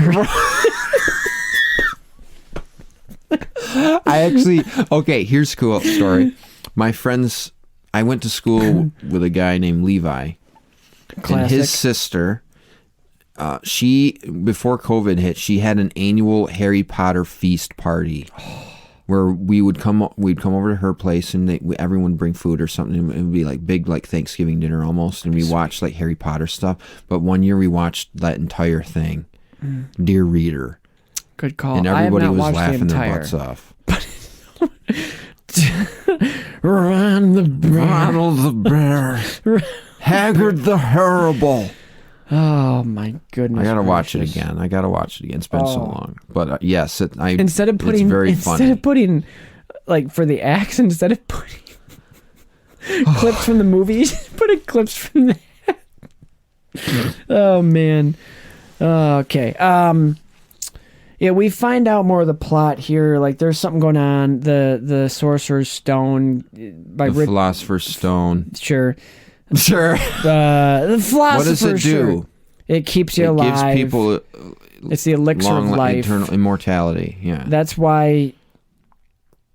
You see a bit of it in Fantastic Beasts 2. Wink, wink. Yeah. In his we cupboard. meet Nicholas Flamel in that movie. Yeah, he kind of dances around, very old and frail. He flails around. No, but they really set it up like, yo, it's Snape. That's why he's doing this. That's why Hagrid got this from him in exchange for... It's very basic logic. Yeah. But then they hit you with it. And then you realize, wait, Quirrell has been around almost every scene where these things happen. And Snape looked like he was bewitching the broom. They make a point of showing Quirrell getting back up to look after Hermione lights the fire. I have that note. During the game, we get our first real evidence that Quirrell is the bad guy because his face, like, he looks annoyed. Like, like, why didn't he just start it back up? Fire! You're on fire!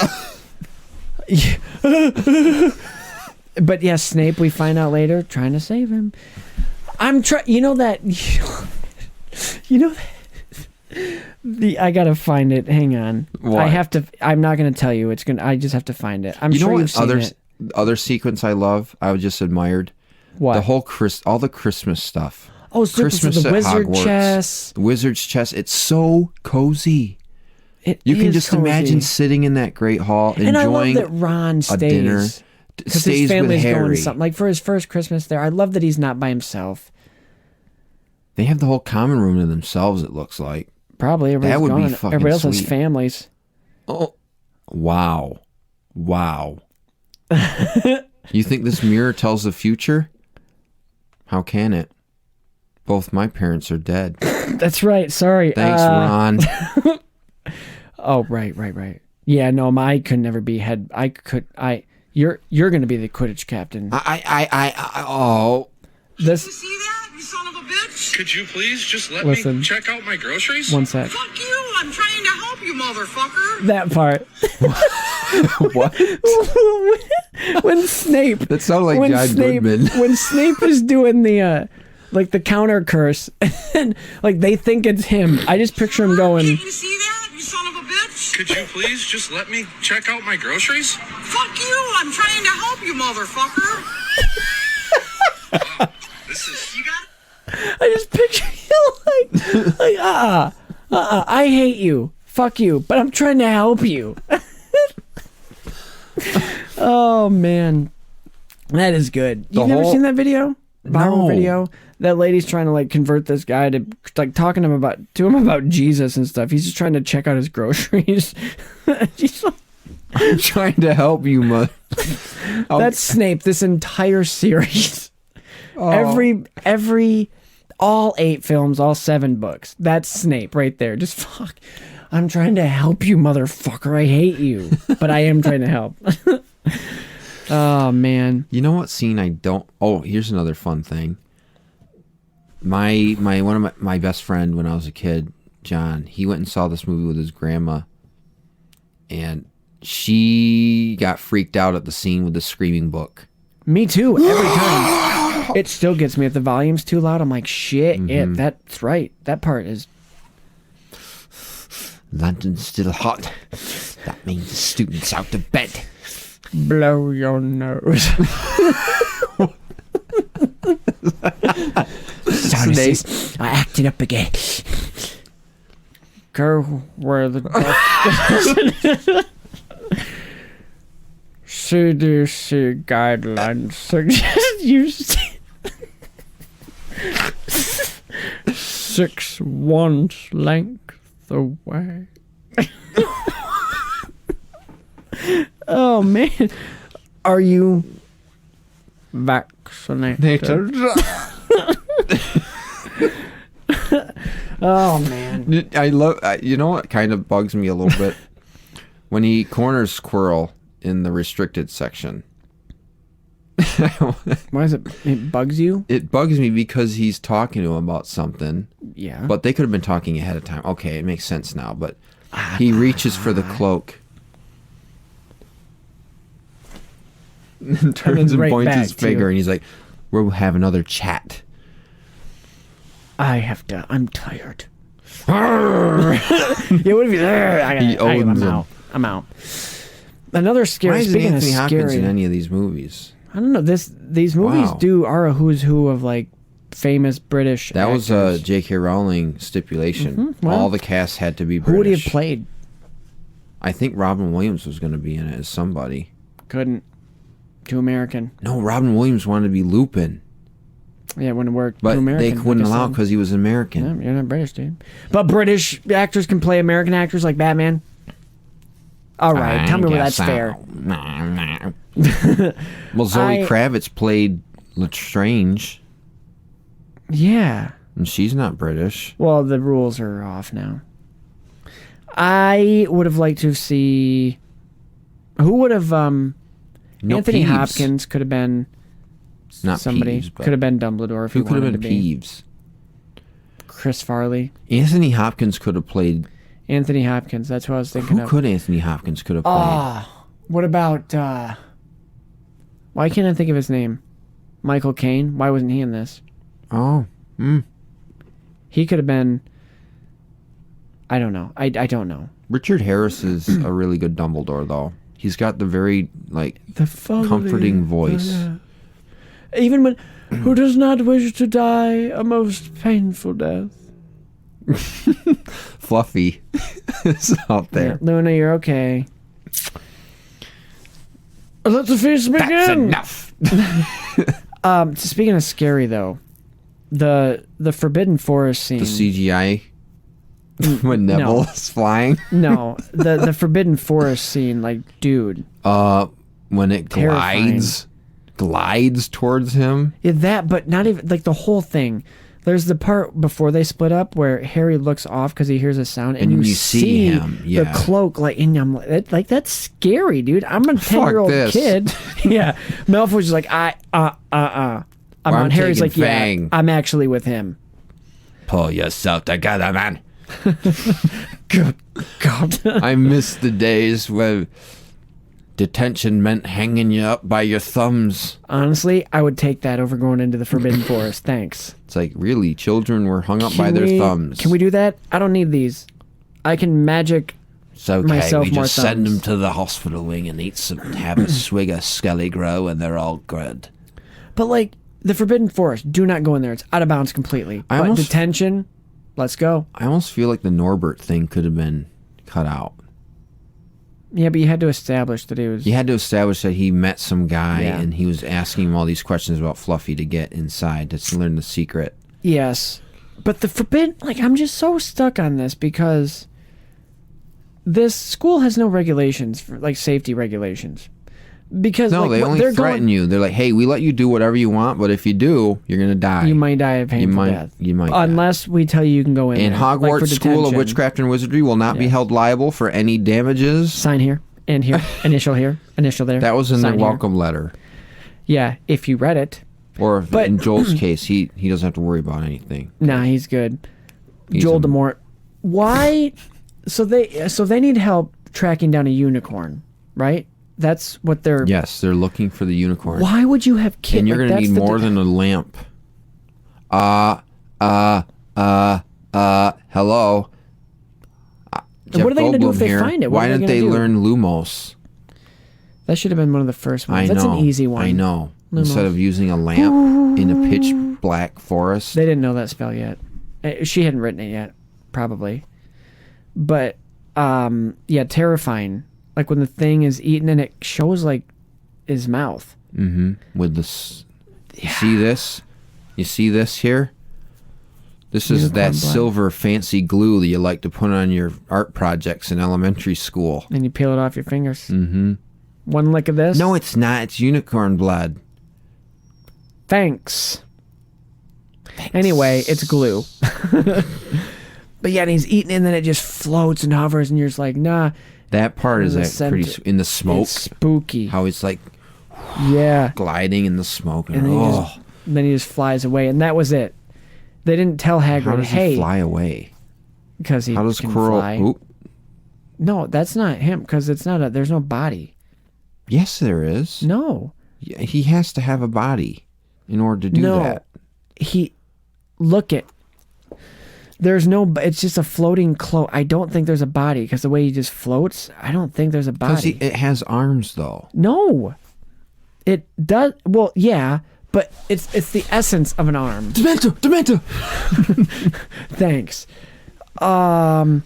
Voldemort forbidden. It's Quirrell, because he's living within Quirrell's body. I understand that, but this, he like left for a minute. Hold on the fort while I'm gone.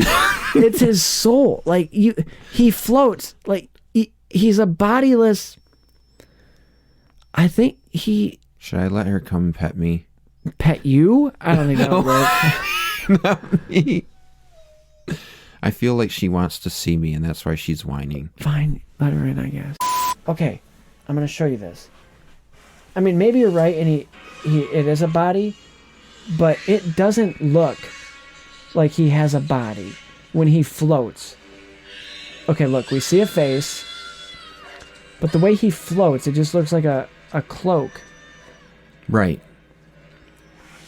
And the way he kind of hover, like, look. See? Mm-hmm. There's no body. Yeah, it's very like... I don't think there's a body. I don't know, dude. I don't think Voldemort... No, he's always attached to Quirrell. Fine. Because he can't separate himself. That's why he wears a turban all the time. Yeah, but maybe...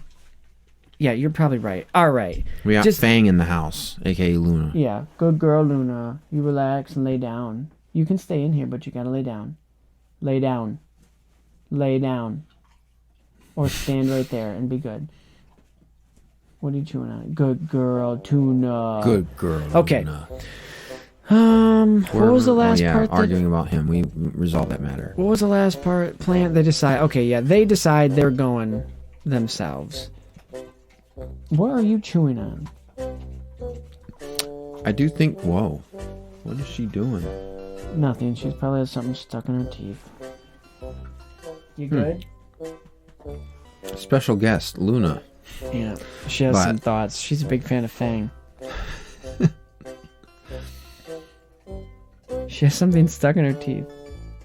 Did you get it? Maybe it's the she flavor of the hand sanitizer. Honestly, it might be poop, because she'll eat her poop. Do you have poop stuck in your teeth? I'm not going to look in there. I'm not looking either. My dogs do the same thing. Did you get it? Hey. Y'all done now?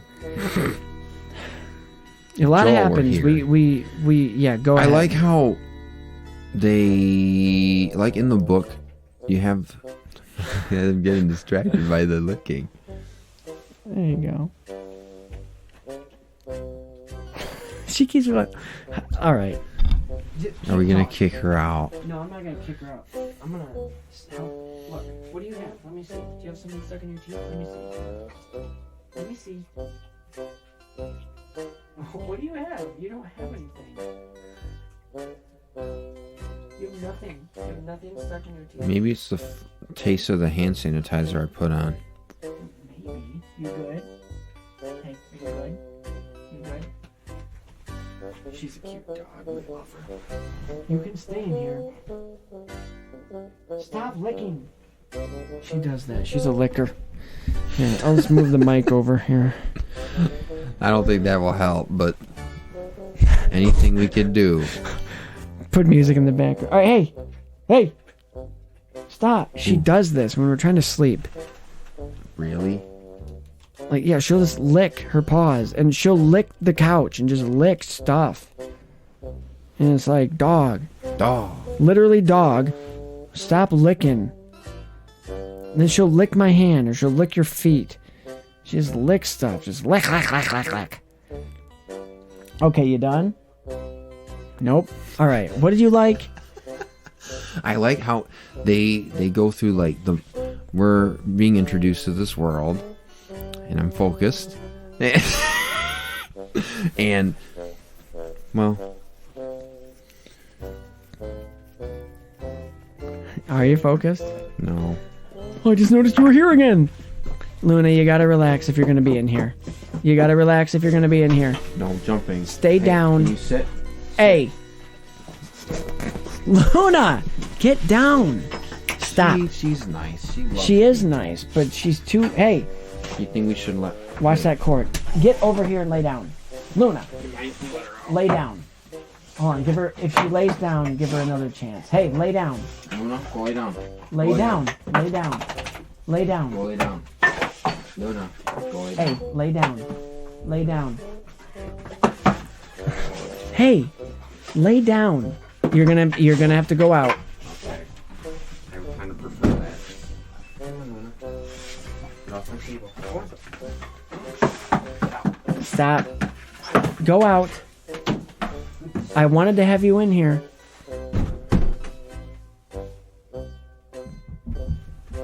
I wanted to have her in here. I like it when she's in here, but she's so obnoxious. I wouldn't mind it if she's in here. If she was just laying down. Yeah, God, you're right. Anyway, try it again. All right. No. You kind of just see them going to class. Yeah, if they cut out all that, it'd be a much shorter movie. But there's stuff that they talk about that's important. Like, none of that has, like... It just goes into the world building aspect. Like, you're at a school. Of course, you need to see the students go to class, but it's also showing, like, what is it like for these students, for, like, a school for witches and wizards. And like, you have to in the first movie. Right. They get away from it later, but you have to show these classes. We're Leviosa, not Leviosa. There will be no foolish wand-waving or silly incantations in this class. He's very robotic. I will teach you to bottle fame, brew glory. Even put a stopper in death. Oh, what did he say? Let me put a stopper in death. This is going to come up in the quiz. I mean, helpful class. That's one of the best scenes, too, of the movie. That's a good scene. You just linger. Alan Rickman. Great. R.I.P. Yeah. He just owns almost every scene. Yeah, he steals it. Yes. I don't know. That's what he does? He sighs. When? I don't know. We were doing a reading from the book. Right. He sighs as he looks down at Hermione's shoes and realizes they're not regulation size. Honestly, I don't know what I was doing there. Me neither. But, Tupperware. No. Haven't used that one. The second act's so long. It is, but we've really touched on the main points. It's long because there's some like long scene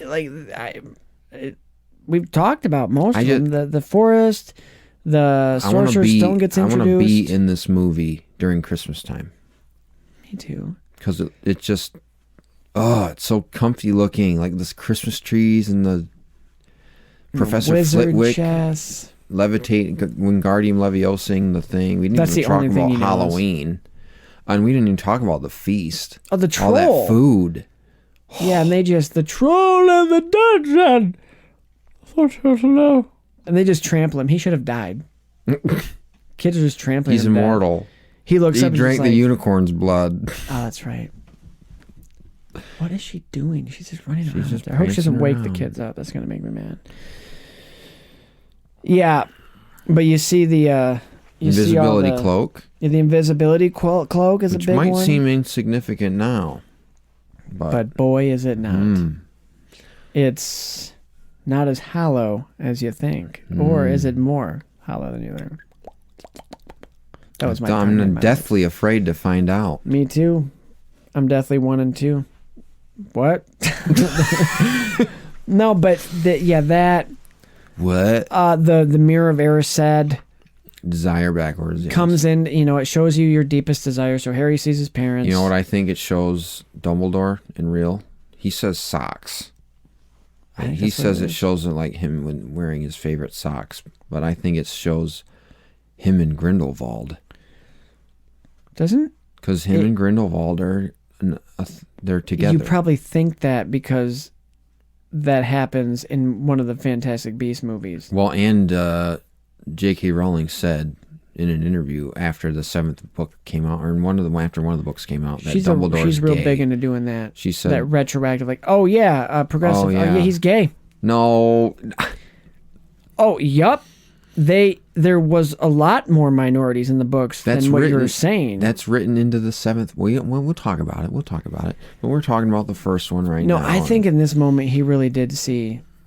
I bet at this point he's so far past all that. How shallow does it seem? He has everything, and he's just like, I just want some How socks. shallow does it seem to have Ron? The deepest, most desperate desire of his heart is to be the he's house, 11.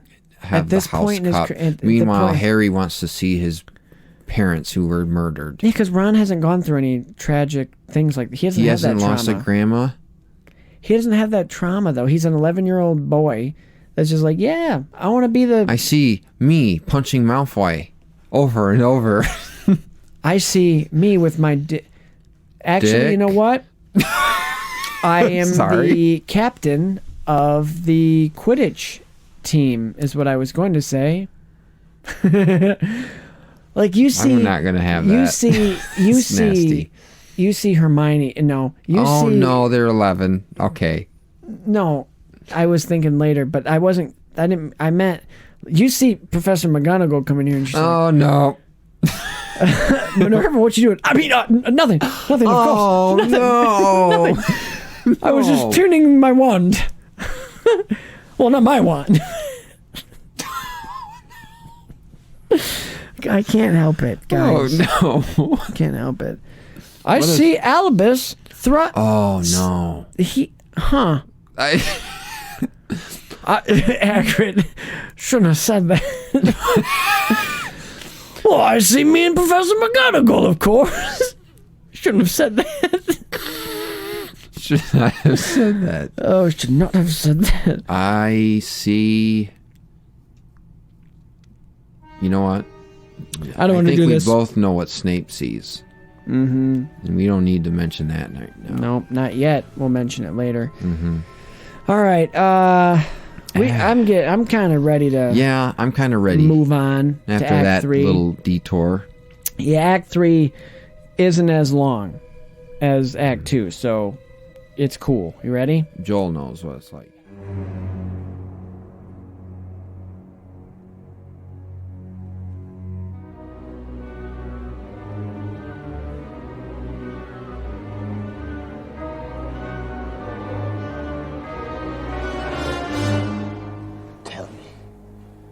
Do you see?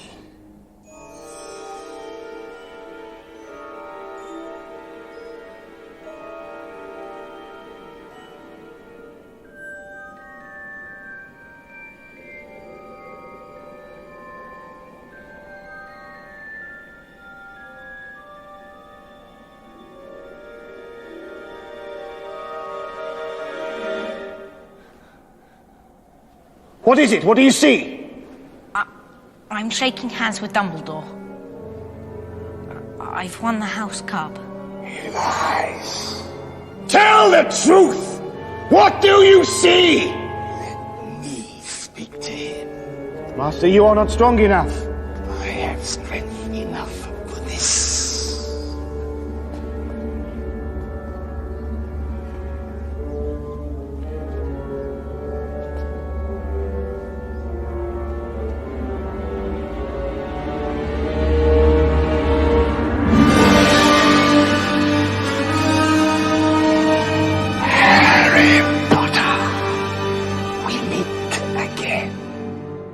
Act 3.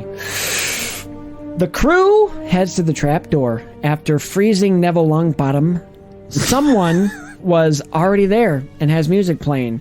They fall down the door and get trapped in the Devil's Snare plant, and then have to fight some flying keys before the epic chess game For the Ages, where Ron plays his heart out and sacrifices himself so Harry can checkmate the king. Harry goes on to meet the final boss, Professor Quirrell, in a big reveal. He takes the turban off to reveal that Voldemort himself is his head parasite. His face is on the back of his head. They want the so he's just stuffed back there all the time. Just okay. They want the Sorcerer's Stone so he can live. You listen to me right now. I don't. You see what I do? Have to imagine. They want the Sorcerer's Stone so he can live. Harry magically gets it through the mirror and then almost dies, but realizes that he can just touch Voldy and burn him to ash. He shoots through Harry as a ghost and vanishes. Harry wakes up in the hospital. Dumbledore explains everything. The stone is destroyed and Voldemort is gone for now. Slytherin wins the House Cup, but wait a minute, bias takes over and Dumbledore awards last-minute points from the mail-in ballots to thrust Gryffindor ahead. And I gotta side with Slytherin here. Hashtag stop the steal. Oh, no. This is one election that actually was rigged. Republicans, a.k.a. the Slytherin house. The trio says goodbye to Hagrid, and home they go. Dude. Hashtag stop the steal, man. You let the troll in. I always say that line for some reason.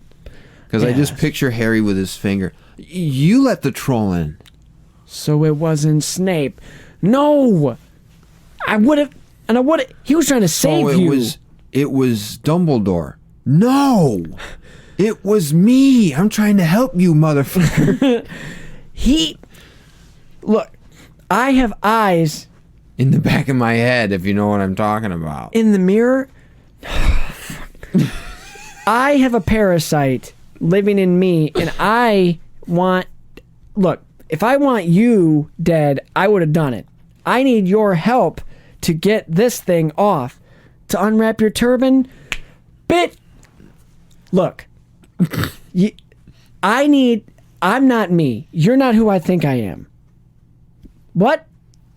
I don't know. I think the train has come to the station. Oh, you people are all the same. You people. Oh, what? No. No. I have nothing. What? No. What do you mean, you people? I mean, I'm two people. There's a head on the back of my head. You see the head in the front? That's me. I also have a head behind me. Look, my butt is his penis. Oh, here we go again. So you're saying... There's a chance. Behind you is him. So your behind is in the front. His front. Yes. So that was you in the forest eating the unicorn backwards? I suppose, yes. Have you ever seen the movie Malignant? No. Have you? Thanks for spoiling it. No, what? You're not going to see it. Someday. Well, then you'll forget. All right. Okay, so... That was a whole lot of nothing. Do you know... here we are. Basically, this third act consists of the 3 challenges in the movie. Yeah, there's like 5 Venomous in the book. Tentacula. So Quirrell had to go through all this, or do you think he just like... Quirrell did. Do you think... But he's because smarter Voldemort than an 11-year-old kid. Right, but do you think he's like so powerful with Voldemort that he just didn't do them and just blasted through them? Voldemort probably told him how to do stuff, too. So like he actually got on the broom and just fly. I can't picture him on a broom just flying around. I can't either. Turn left, turn right. I have the GPS. Never need a map again. It's telling me to turn. It's telling me to turn. He had to play chess. There's a wall there. There's a wall there. Did he have to play chess then too? Or did he? Yes, did he, have he to do did. that? Why can't he? I bet he just Unless he used the dark magic to overcome. I think that's what he did. The charms that were in place. I think that's what he did. Because I think McGonagall probably helped with the transfiguring the statues. Professor Flitwick probably did that too, because they were charmed statues. Who's herbology professor? Sprout, Madam Sprout probably did the tentacula. Yeah, in the book there's a potions table. There's a potions one. I just was perusing that earlier. It's in the game too. You remember? Yep, I do. I remember the wizard's chest part in the game. Madam that was kind of Hooch. freaking hard. Madam Hooch did the flying wing, the keys probably. Yes. Yep. And all the challenges, if you notice, I mean, it's pretty spelled out. They're tailored to each of the three of them. Oh, like yeah. Hermione had the wisdom to know not to move. Harry had the skills on the broomstick to get the key. And to beat the final boss. And, yeah. Ron's the real hero, though. Ron he got can play wizard's chess, so... We're still playing! Don't move! Okay, I don't know this. Don't move, motherfucker! Don't fucking move! Don't fucking move! This whole, like, it's just sweet. It's awesome. The music, hang on. You know what part freaks me out? The music is eerie, and then it just stops. Is it quiet? Let me show you something. Is it something that's going to keep me up tonight? Because it's late. No. Oh. So what freaked you out? In the video game, oh, after the wizard's chess, that scene is so badass. All my best moments in the wrap-up are going to be from this movie. The wizard's chess was fun because you actually had to use your brain you actually had to play chess in the video game to get through the challenges. No, there was you don't know how to play there was chess. like 3 different boards, weren't there? This part. That's loud. Ooh. Hold on. Are you showing me what freaked you out? Yes, kind of. Is this from the game? This might... Devil's Snare. What part? Okay, This part blah, blah, freaked you blah. out? This is from the game. No, this part. Hold on, let me get there. Yeah, let me get your... My thumbs are too big. Yeah, I always liked the keys and the flying. Ooh, this part creeped me the hell out. Can't wait to see it. Hold on. Come on. He finds...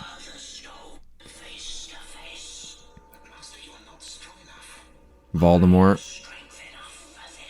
His voice and the way his model looks in the game. Because it's crappy quality, because it's an old game. It's scary. The music's great though. Die, Potter. Yeah.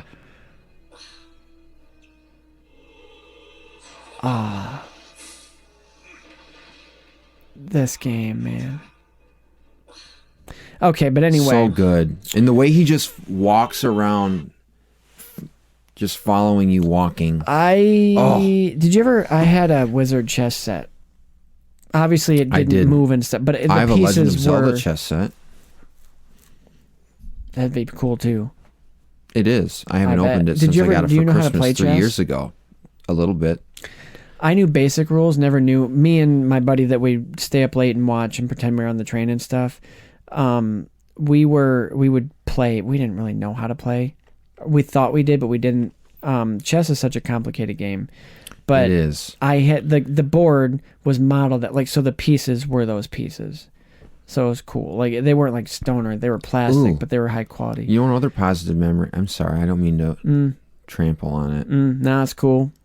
I'm used to it. That's something I need to do in season 3. Shut the hell up, Christian. Shut the hell up, let Schneebly. people talk.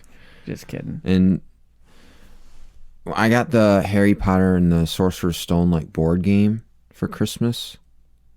The year we went and saw this movie, I got it for Christmas, and we always would go to my Aunt Sally's house on Christmas Eve, and that's when I got it on Christmas Eve. And my cousin went with me into the other dining room, and we opened the box and we started playing the game. Was it fun? I had no fucking idea. I don't know how to play it. But it just is. I remember vaguely playing it on the table on Christmas Eve, and I might not have remembered how to play it or anything, but it just is another good memory for me having that experience. But yeah, the chess bit. The chess bit, I know we've said this a lot, like and a the lot of it's montage nostalgia, but aspect. the chess bit's one of the best scenes in this movie. It's fun, it's epic. The music is great. Yeah, for the chess and like scene. it's so real. was the flying keys. Yeah, music. and there's stakes. Like you could actually die. Like Ron had to play the game to win, but also to not have his friends literally get stabbed. Mm-hmm. So that kind of held him back. Probably 11-year-olds did this. Mm-hmm. That's what if that's Wizard's chess. Yeah. Then it would have been Ronnie, you're dying. No, you're kneeling on my crotch. Bill Murray. Yeah. Any regrets? Knight to E3, maybe. Until this movie, I did not know chess boards were numbered. So when they started saying that, I was like, the hell? This is the movie and the game, too, got me interested in chess. Yeah, I like still playing know chess. We have like a wooden box sort of thing where you can play checkers or chess. Oh, yeah. But I had it was an expensive chess set. The pieces were glass. Oh. It was sweet. I don't know where those are. Might be worth something. Don't step on them. Or you won't learn nothing. They're somewhere. All Also, the time. Quill. I think he's a little overdoing it here. Should have Avada Kedavra'd him and then just took the stone. She hadn't written that curse It wouldn't yet. have worked yet. Of course, as we know now. Of course. Right. Harry would have woken up in the chamber and been like, huh? I forget. Why am I at King's Cross? Dumbledore explained how the stone actually got into his pocket, didn't he? Yes, he said. But I always forget that he does. I'm like, but how? Only those who wanted to find the stone, find it, but not use it, would be able to get it. So then it did magically just appear, right? Well, I don't know. Why wouldn't that work for anything else then? He put a spell on the mirror so it would do that. Oh, okay, cool. I'm sold. It's magic. You can write anything off in these movies with magic. It looks like Jell-O. It was so satisfying looking. How smooth rock, it was. When the flames are on it, it looks like Jell-O. But it just looks smooth. Like I wanted to touch it. And part of it, touch it. It's like part of it looks like a rock, but the other part of it looks like a ruby, like a see-through gem. I wanted to touch it. And then in Grindelwald, Crimes of Grindelwald, it's in Nicholas Flamel's cupboard, and it's glowing. But in this movie, it's not glowing. Different version. It's lost its glow.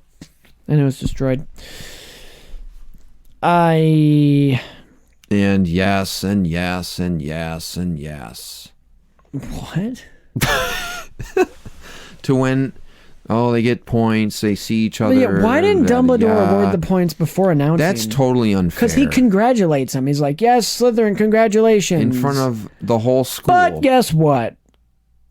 That is kind of a shitty thing to do to a bunch of kids. Slytherin itself isn't evil. Just that happens to be the house that most guess evil what? wizards We're come wizards and we're quirky, so we just do that. We do that.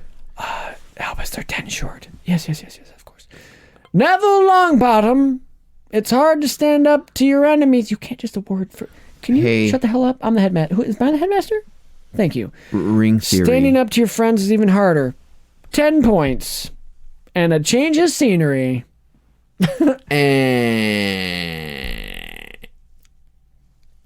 was trying to come up with another But one. I would be, like Slytherin, I would be mad. I would be pissed off. They earned it.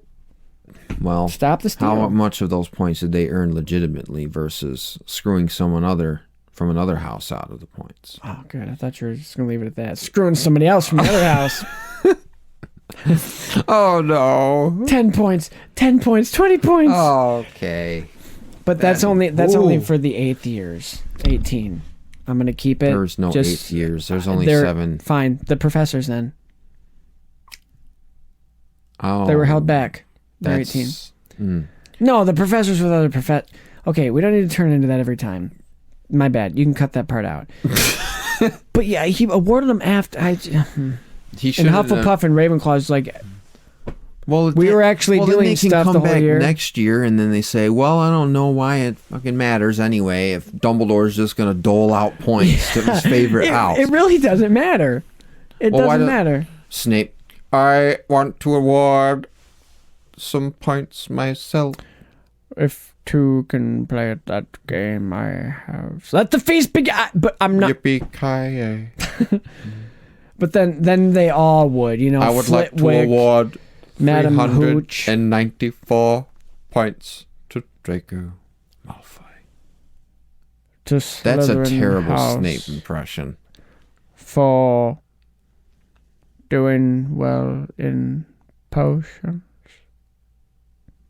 You can't just award point. Oh, can't I? Tell me. As I was. What do you get when... Sorry. Do buckle up. It's awfully cold in here. Can you tell me the difference between an asphodel and an infusion of wormwood? No. Minus 10 points. Oh, it's minus 10 points. No, Your Honor. No. Because this is my first day in this class. That's the game. This is my first day in the class. Of course I don't know. She knows because she's read every book already. We're not all like that. You're asking me this to mock me, Snape. Anyway. Yeah, and to do that to an 11-year-old? I mean, come on. The history, man. Well, your dad was a jerk, so I'm going to be a jerk to you. Yeah, not his fault. No, he's an 11-year-old boy. Hey, that's what, he's bullying an 11-year-old child. I'm yawning, Joel. Stab me. No, don't. Please don't. Imperio. That's Crucio. Yeah. And then Imperius. If you don't want to kill him, don't kill him or he won't learn nothing. Just Crucio him. What's the other one? Imperius Curse. Yeah, we'll learn later. Crucio and the Killing Curse. The Killing Curse shall be your mom and you will forever. What does he say in the 5th? I don't know. We're not there. We're not talking about other books. Control your mind. We're not talking about other books. Sorcerer's Stone. They get it. Alas. Earwax. Like gross, Your encounter dude. with Professor Squirrel down in the dungeons. Squirrel? Your encounter with Professor Quirrell was a total secret. So naturally, the whole school knows. I do like that. I like their back and forth, but he was. Do you a think they perfect talk about that Dumbledore. at school, like the next year? Remember last year when Harry defeated Professor Quirrell? I think Harry should use that more. Guys, damn, hey, he's 11. Remember, I beat Voldemort. So you're right, Harry. Here, go ahead and cut in front of me. That's right. Doesn't he be? Right. And as he's walking in front of him, excuse me there. Oh, no. Don't mind my wand. No, he's looking at him. He's like, he holds up his hair. Scar, guys, Scar, got Scar. Glaring at him. Like Happy Hogan. You have a hall pass. Guys, the badge. Respect the badge. Guys, badge. Oh, the Scar. He's just tapping his Scar. Excuse me. Oh, yeah. You remember? Happy. You remember this? Remember this up here? I got the badge. This is the do whatever I want and get away with it, Scar. Yeah. Thanks. Transformers. Again, watch this. Watch this. Watch this. You there. Gryffindor, 10 points. Say it. Gryffindor gets 10 points. Thank you. The Scar. Albus! I think we need 50 more. There, he just gave 50 more. Guys, respect the Scar. Oh, what a douche. Harry doesn't use that to his advantage enough. No. He does a little later. Well, I mean, come on. It'll get old. Yeah, in an interview. So, what do you think your strengths are? Do you know who my strengths? Look up here. That's not a strength. Look up here. As long as Voldemort's alive, so am I, bitch. You defeated Voldemort 5 times. Why should we hire you at this company? You're like the guy that tied his shoe 5 times. Do you really want to be the company that doesn't hire the boy who lived that saved the world from Voldemort? Is that the company you want to be? Sir, this is an accounting firm. I don't know how that's going to help you here. Well, I know how it's not going to help you. I'd like a couple... What's the currency called? Nuts? Rupees. Nuts? Galleons. And shekels? Sure. What are the silver ones? I think there's shekels. Let me look it up. All right, well, you're doing that. We talked about all that. I mean, this third act, the big fight, and then they die. Petrificus Totalis. And he leaves. What I was saying earlier is Sorry. Neville Longbottom. Him getting awarded 10 points. Like, standing up to your enemies requires bravery, but standing up to your friends requires it even more. Ring theory to book 7. Yes. Big one. Yes. Very true. Neville has one of the best glow-ups of anybody. And he has more of an involvement in the books. Much more. In this book, anyway. Yeah, much more. Much more. Yeah. You know, as I'm watching this, just the nostalgia is just a beautiful thing. Sickles. Sickles. Yup. Nuts, sickles, and galleons. Silver sickles. I love the book and I love the movie. And this one is probably the closest to the book of any of them, just because it's the shortest book, so it's the easiest one to adapt. The second one might be up there. A little too long. The second one is regarded as like the worst. Yeah, well, it's kind of just a rehash of the first one. Then she got They're playing it safe. Smart. Well, the movie is very, very similar. Yeah, but we'll talk about that. Yes, in the next episode. But Sorcerer's Stone, man, that concludes at Act 3. He's dead for now. But I like how they showed him, and they probably said it in the book, obviously. It's been a while since I read it. But he goes through Harry, knocks him out, and he leaves. So you know he didn't kill, like, he's coming back. He's out there. There are ways in which he could return. See, and that's why I thought he was just a cloak with no body. Because you saw him as a spirit just leave after his host was dead. I thought maybe he could just come and go. Yeah, but no, he was using Quirrell as a host. So was Quirrell drinking? Yes, I think Quirrell was drinking it to provide it for him because they were sharing the body. I cannot have a body of my own. Creepy Voldemort face, by the way. Kill him! Scarier looking than Ray finds, I will say. Well, yeah, because it's on the back of a head. That adds to it. Let me speak to the boy. Or what's he say? I have... Master, you are not strong enough. Who you talking to? Shut up, Potter. No! Yeah. Come here, brother. Now. Bro. Whoa. Chill pill. Cut. Okay. Turn it down a little now. Good. Sarah. Let's just crank it down. We're probably going to use that take, but I want one that's a little mellower. A little more quirly. Frustrated face. Okay. But, how do you... there's I don't... Okay. I cannot compute. Potter. Come here now. Now you're too bored. Why don't you tell the face behind me that you had surgically placed on my head to do this bit? I don't know. I don't know. Not liking it, not digging it. But I will say, I guess, what are we doing now? We just kind of wrapping it up. Yeah, wrapping it up. I'll just say this movie, I always tell people it's my favorite out of all of them, just because it's the nostalgia factor. And wrapping up here, I forgot to mention in Act 3, I always remember the scene where he grabs Quirrell's face and you see him like going like this as he like turns to ash and he's just like standing there and is like expressionless. That creeped me out when I was a kid. That was. I remember which side of the theater I was sitting on too when I watched that at the movies. It almost looks like he just like sighs like, and then as he's crumbling he walks toward him and then just. I know, but it's gross, like, kind of. It's like, ugh. What is this That's magic? a person. Like, is he thinking when that's happening, or did his brain just turn to ash and he's just like, oh, my brain doesn't work anymore? He dies. Ugh. Just Fool, get the stone. But get no. the stone. That's just, I can't. It's in his hand. I can't touch his hand. I was just listening to the Batman Begins episode when you were changing your chair. I can't get my chair. And I'm like, just sitting it. I can't. What one was it? Batman Begins. I was listening to it at work. That's the cold open, right? Yes. I got to listen to that after I can't. That was one of, I think, We talk about the Pattinson movie trailer in that episode. But Harry Potter. Man.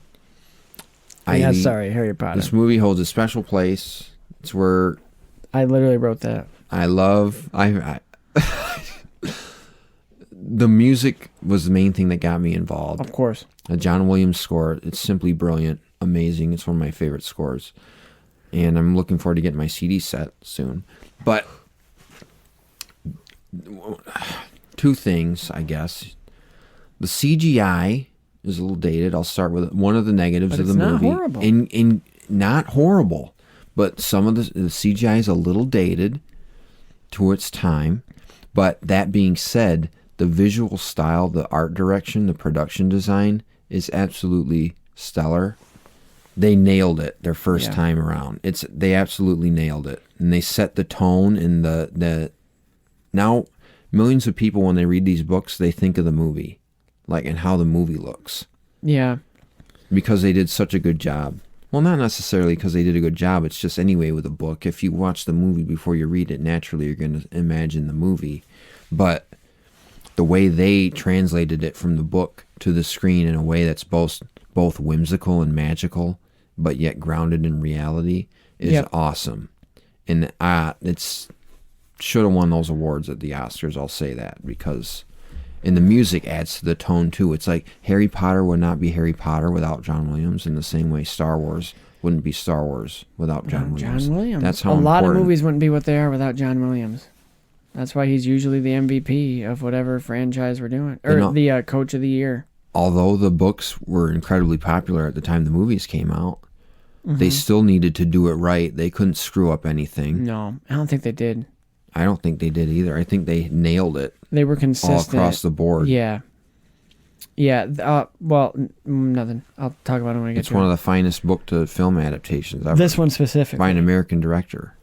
Oh, yeah. Chris Columbus. Of Mrs. Doubtfire. Home Alone. Home Alone. His daughter's in this movie. I mentioned it in the Home Alone episode. She plays Susan Bones, the Hufflepuff that's why she doesn't girl. get any lines, because she's American. Oh. Susan Bones! And is there no... are they doing alphabetical there? We didn't even talk about the sorting hat. No. I did like how McGonagall reacted to it when it started talking. Slytherin. Not Slytherin. Not Slytherin, eh? He's like, dude, I told you that in confidence. I didn't want you just to say that out loud. So did everybody hear the hat respond to that? You want to see my best Daniel Radcliffe impression? Sure. 11-year-old Daniel Radcliffe.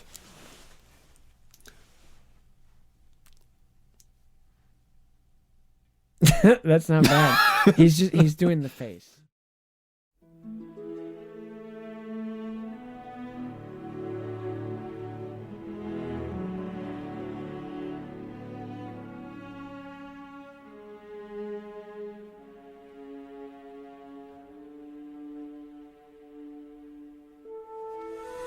This is for you.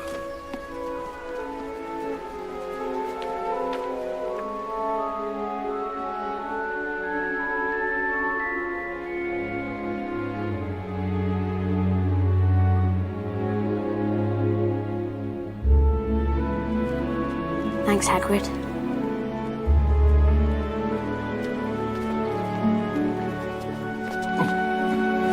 Go on, I'm with you. I'm with you now. I'm with you. Oh, listen, Harry. If that dolt of a cousin of yours, Dudley, gives you any grief, you could always, threaten him with a nice pair of ears to go with that tail of his. But, Hagrid, we're not allowed to do magic away from Hogwarts. You know that. I do. But your cousin don't, do he? Hey?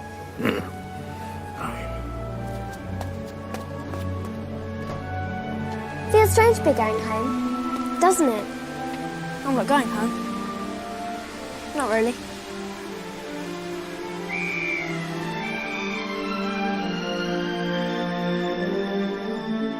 Yeah, this movie, for different reasons, it has a very special place. Obviously I told you the books for another reason, but looking back, I didn't realize what this movie was doing when it was doing it. And, I'm not going to get all man, this is my story, I came from the street. But, looking back, it's one of my all-time favorites as a movie. like, obviously the nostalgia, you know, with the book and the movie coming out, and this was like 20 years ago, by the way, with this movie. It just hit me. Years ago. But I, at the time, was living, and I mentioned this before, but I was living with my mom and a stepdad who, not great. Like, just not a great stepdad. Not ever physically abusive, but pretty, like, verbally. And I didn't realize it at the time, but I was using this movie as like a coping mechanism to stay naive to what was happening out there in my mom and his relationship, which was very toxic, and it could have damaged me more. I don't think similar to the Home Alone 2. Yeah. This one I think even more though. I watched this one more because when the friend, his name is Drew, by the way, when he would come over, it was this movie, and we would act it out in my room, and my room was in my room, yeah, but it provided, like, that was a safe place for me. Like, I could go there and nothing outside of the room mattered. You know, like, I was in the movie, so in my mind I had to be in the world, and it was like I was using it to play because I was a kid, but the undertone, without knowing it, like, I would watch this, be in my own world, and be dodging potential harm that could have been physical. It never did. It never got to that. But I didn't, you know, it could have, but like the psychological harm, like I could have had if I had witnessed more of the stepdad aspect of that life and the atmosphere that came with his, like, friends and stuff. Like, it could have been a lot worse, but this movie kind of kept me away from that, because I'm like, yo, I'm gonna go to my room and watch this every night. And hey, Mom, do you care if I stay up late tonight? And she didn't. I never did. I fell asleep. But just knowing that I could stay up late and be in this world just a little bit longer to erase some of the parts that maybe I did witness, you know, because this was an escape because of how attached to it I was, to the book from my grandma, and then the movie from my mom, really, because she bought me the movie, the VHS, and I used it as, it literally saved me in more ways than what I thought. It was just really cool to look back on that and be like, yo, I could have ended up a lot worse, but this movie kept me in my room some nights when that was the safest place for me. I was never bothered in my room. Like, it's weird.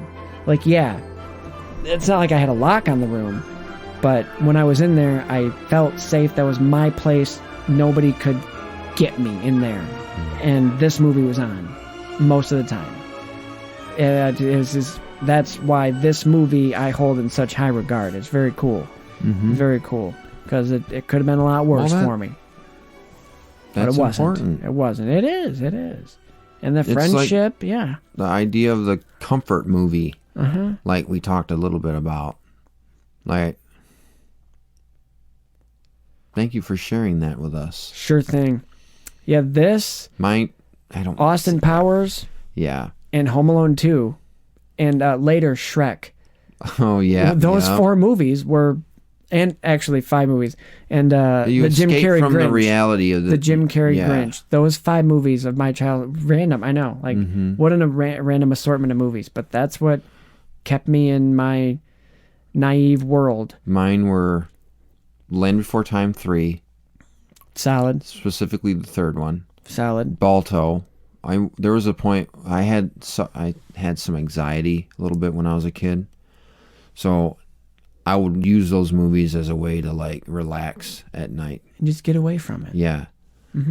I think, what's another one? I would watch Lilo and Stitch a lot. Never seen the show. All the way through.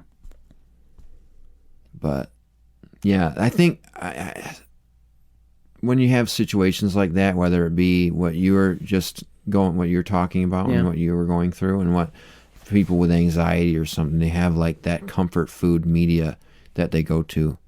That's an escape. Like, some people use video games. Like, I saw somebody made a short film of how they had trauma in their childhood, and they would play Zelda. Sure. And they would get sucked into the world, and it would be their comfort zone. And it saves lives, really, Because who knows? Even though I was young kids are always turning to other things. Like I could have turned to a substance that I didn't know what it was to help. Or later on in life, I could have, but instead I leaned on movies, which now, I'm like obsessed with movies, but I'd rather be addicted to movies than something that could have actually hurt me. What do you learn from watching this movie? You learn how to treat people right and how to treat people wrong. You learn wizardry. I tried. On a serious note, you learn the important, and even further on down the road, you learn way more important subject matter like discrimination and how wrong that is. Yep. Yeah, this movie, man, is a good one. And what you said earlier, I did turn into Christian Bale for a second there. Instead of Christian Bale. The thing that, like, these books, like, it's not an understatement to say that these books inspired a generation of kids to read and enjoy reading. Like, I can't remember the last time there was a book release that was as widely frenzied about than Harry Potter and the Deathly Hallows or any of those books that came out. Like, the big... Probably, I'm imagining like big ads in like the Target ads or whatever. Like Harry Potter new book comes out this Friday. And it's like for a book. Exciting. Now it's for like gaming systems or a game. You don't see that for books anymore. For books anymore. I can't tell you the last time I read a book series. I can't tell you the last time I was this invested in a book series. Me neither. I mean, I really want to read The Lord of the Rings.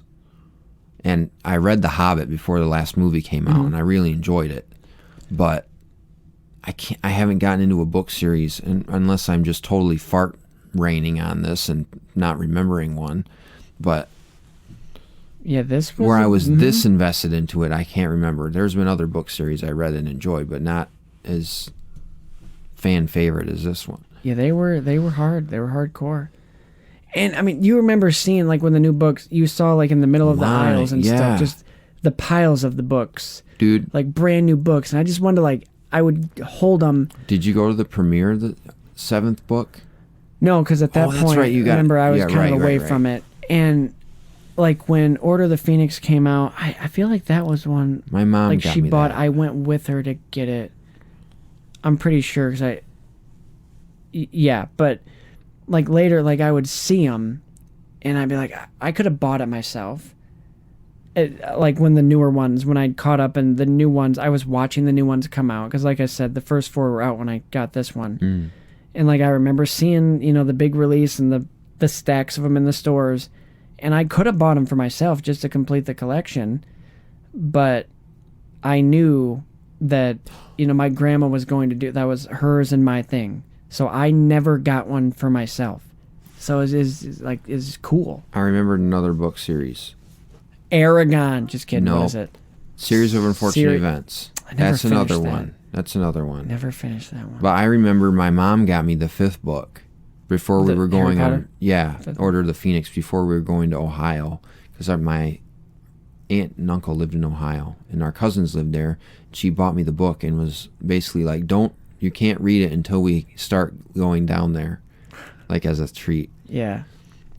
And I read it. I remember laying on the floor in my cousin's bedroom reading the chapter where Harry's at the ministry, like in the trial, because he used magic outside of school, the Dementors, whatever.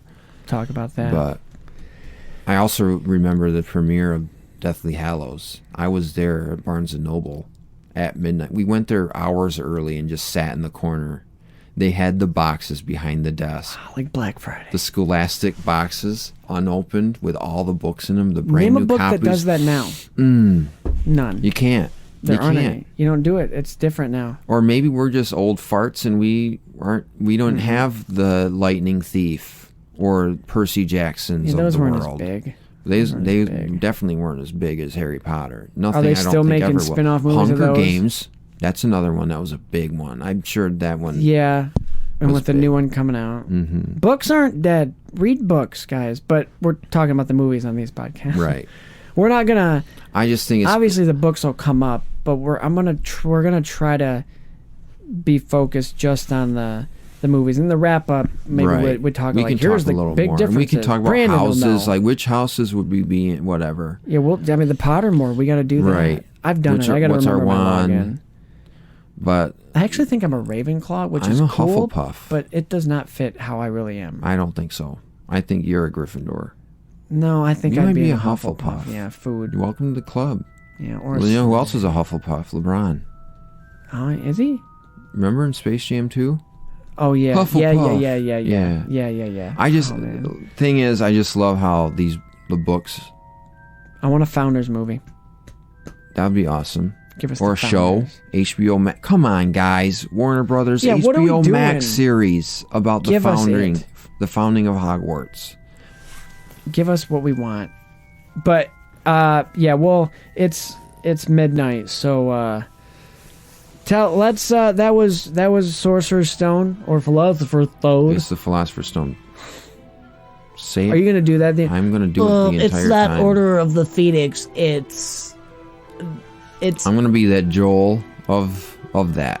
All right, fine. Where I will correct it. You can do that because the rest of them have the proper names. It was just the book are actually originally called the Philosopher's Stone. I know it was. It's in the book. It literally is in the book. It is in the rule book. It's in the rule book. It is. All right, play us out. All right. Ladies and gentlemen, this has been another episode of Sequelman, the podcast, the Season 3 premiere. We're starting big, and going long, apparently, in this episode. But, hey, we had a lot of fun. We hope you did, too, and we can't wait to have you back in the future as we go into Season 3. We got some stuff in store. Big stuff. You can listen to us on Spotify, Pandora, Google Podcasts, Apple Podcasts, and Podbean, and wherever else you want to listen. And please, new season, let's start off on the right foot. We want you to send us some speak pipes, please. Yeah, and some reviews. I'm going to be Jeb Bush. Please clap. Please send us some voicemails. All right, I'll vote for you then. Yeah, Send us some stuff on the Apple. Helps us. We will be doing Ghostbusters this season. I will say that. Maybe. Well, that hasn't been discussed. No. That's fine. Well, we probably should. We probably will. We will. There, you said it. We will. Mm-hmm. So it must be so. Yeah, find us on Facebook. The Facebook. I usually save that one for last, but we're not using the other ones. So find us on Facebook right now. Maybe that'll be a goal for Season 3 for me to start using. Should we explain what we're doing? What do you mean? Are you lenting? Are we explaining that? Lenting. I'm not on Facebook currently until like April, whatever year. Until Easter, I think. Lent whenever goes Easter from is. Ash Wednesday to Easter Sunday. But that's just the Facebook. I'm just the Twitter. Yeah. So maybe we have no way to connect with anybody. If we I could take a picture. Maybe I could cheat and just log in under Sequelman. Like that's not me on We could Facebook. have Joel do it. He's not going to do it. You pay me? I mean, DJ. Whatever. But yeah, thanks for listening. We have we had a flurry of downloads the last couple days, so thank you for that. And hopefully, with Harry Potter, a big franchise, lots of followers, you'll be searching for Harry Potter stuff to listen to, and you'll stumble upon us. And if that's you tonight, and you liked it and you stayed this long, hey, thanks. Tell your friends. That helps. And family. Yeah, give us a and review. Your kids. Maybe not your kids under. Well, maybe not. Like 15. Yeah. Cool. Thanks. Here's the Season 3. Play us out with your famous line. Should we switch it up? Ooh, maybe we could switch it up. I like saying what I say. Fine. Well spent. We can't wait until the next one. That's right, Christian. Hey! How does it feel? That's right, Christian, my boy. Because here at Sequelman, the podcast, all films are created sequel. You're a wizard, Christian.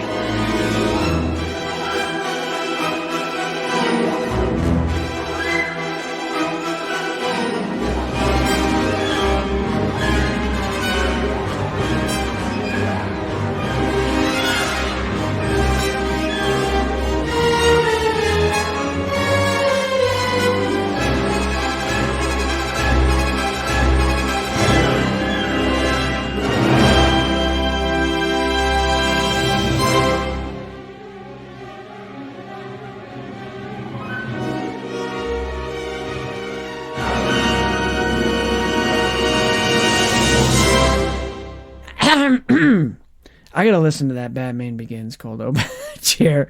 I remember listening to it like 27 times. It is midnight, and I'm sure my kid is gonna wake up again. So okay. I gotta stop recording. No problem. Wingardium Leviosa! When you do that, here's what I'm gonna do. I just Leviosa.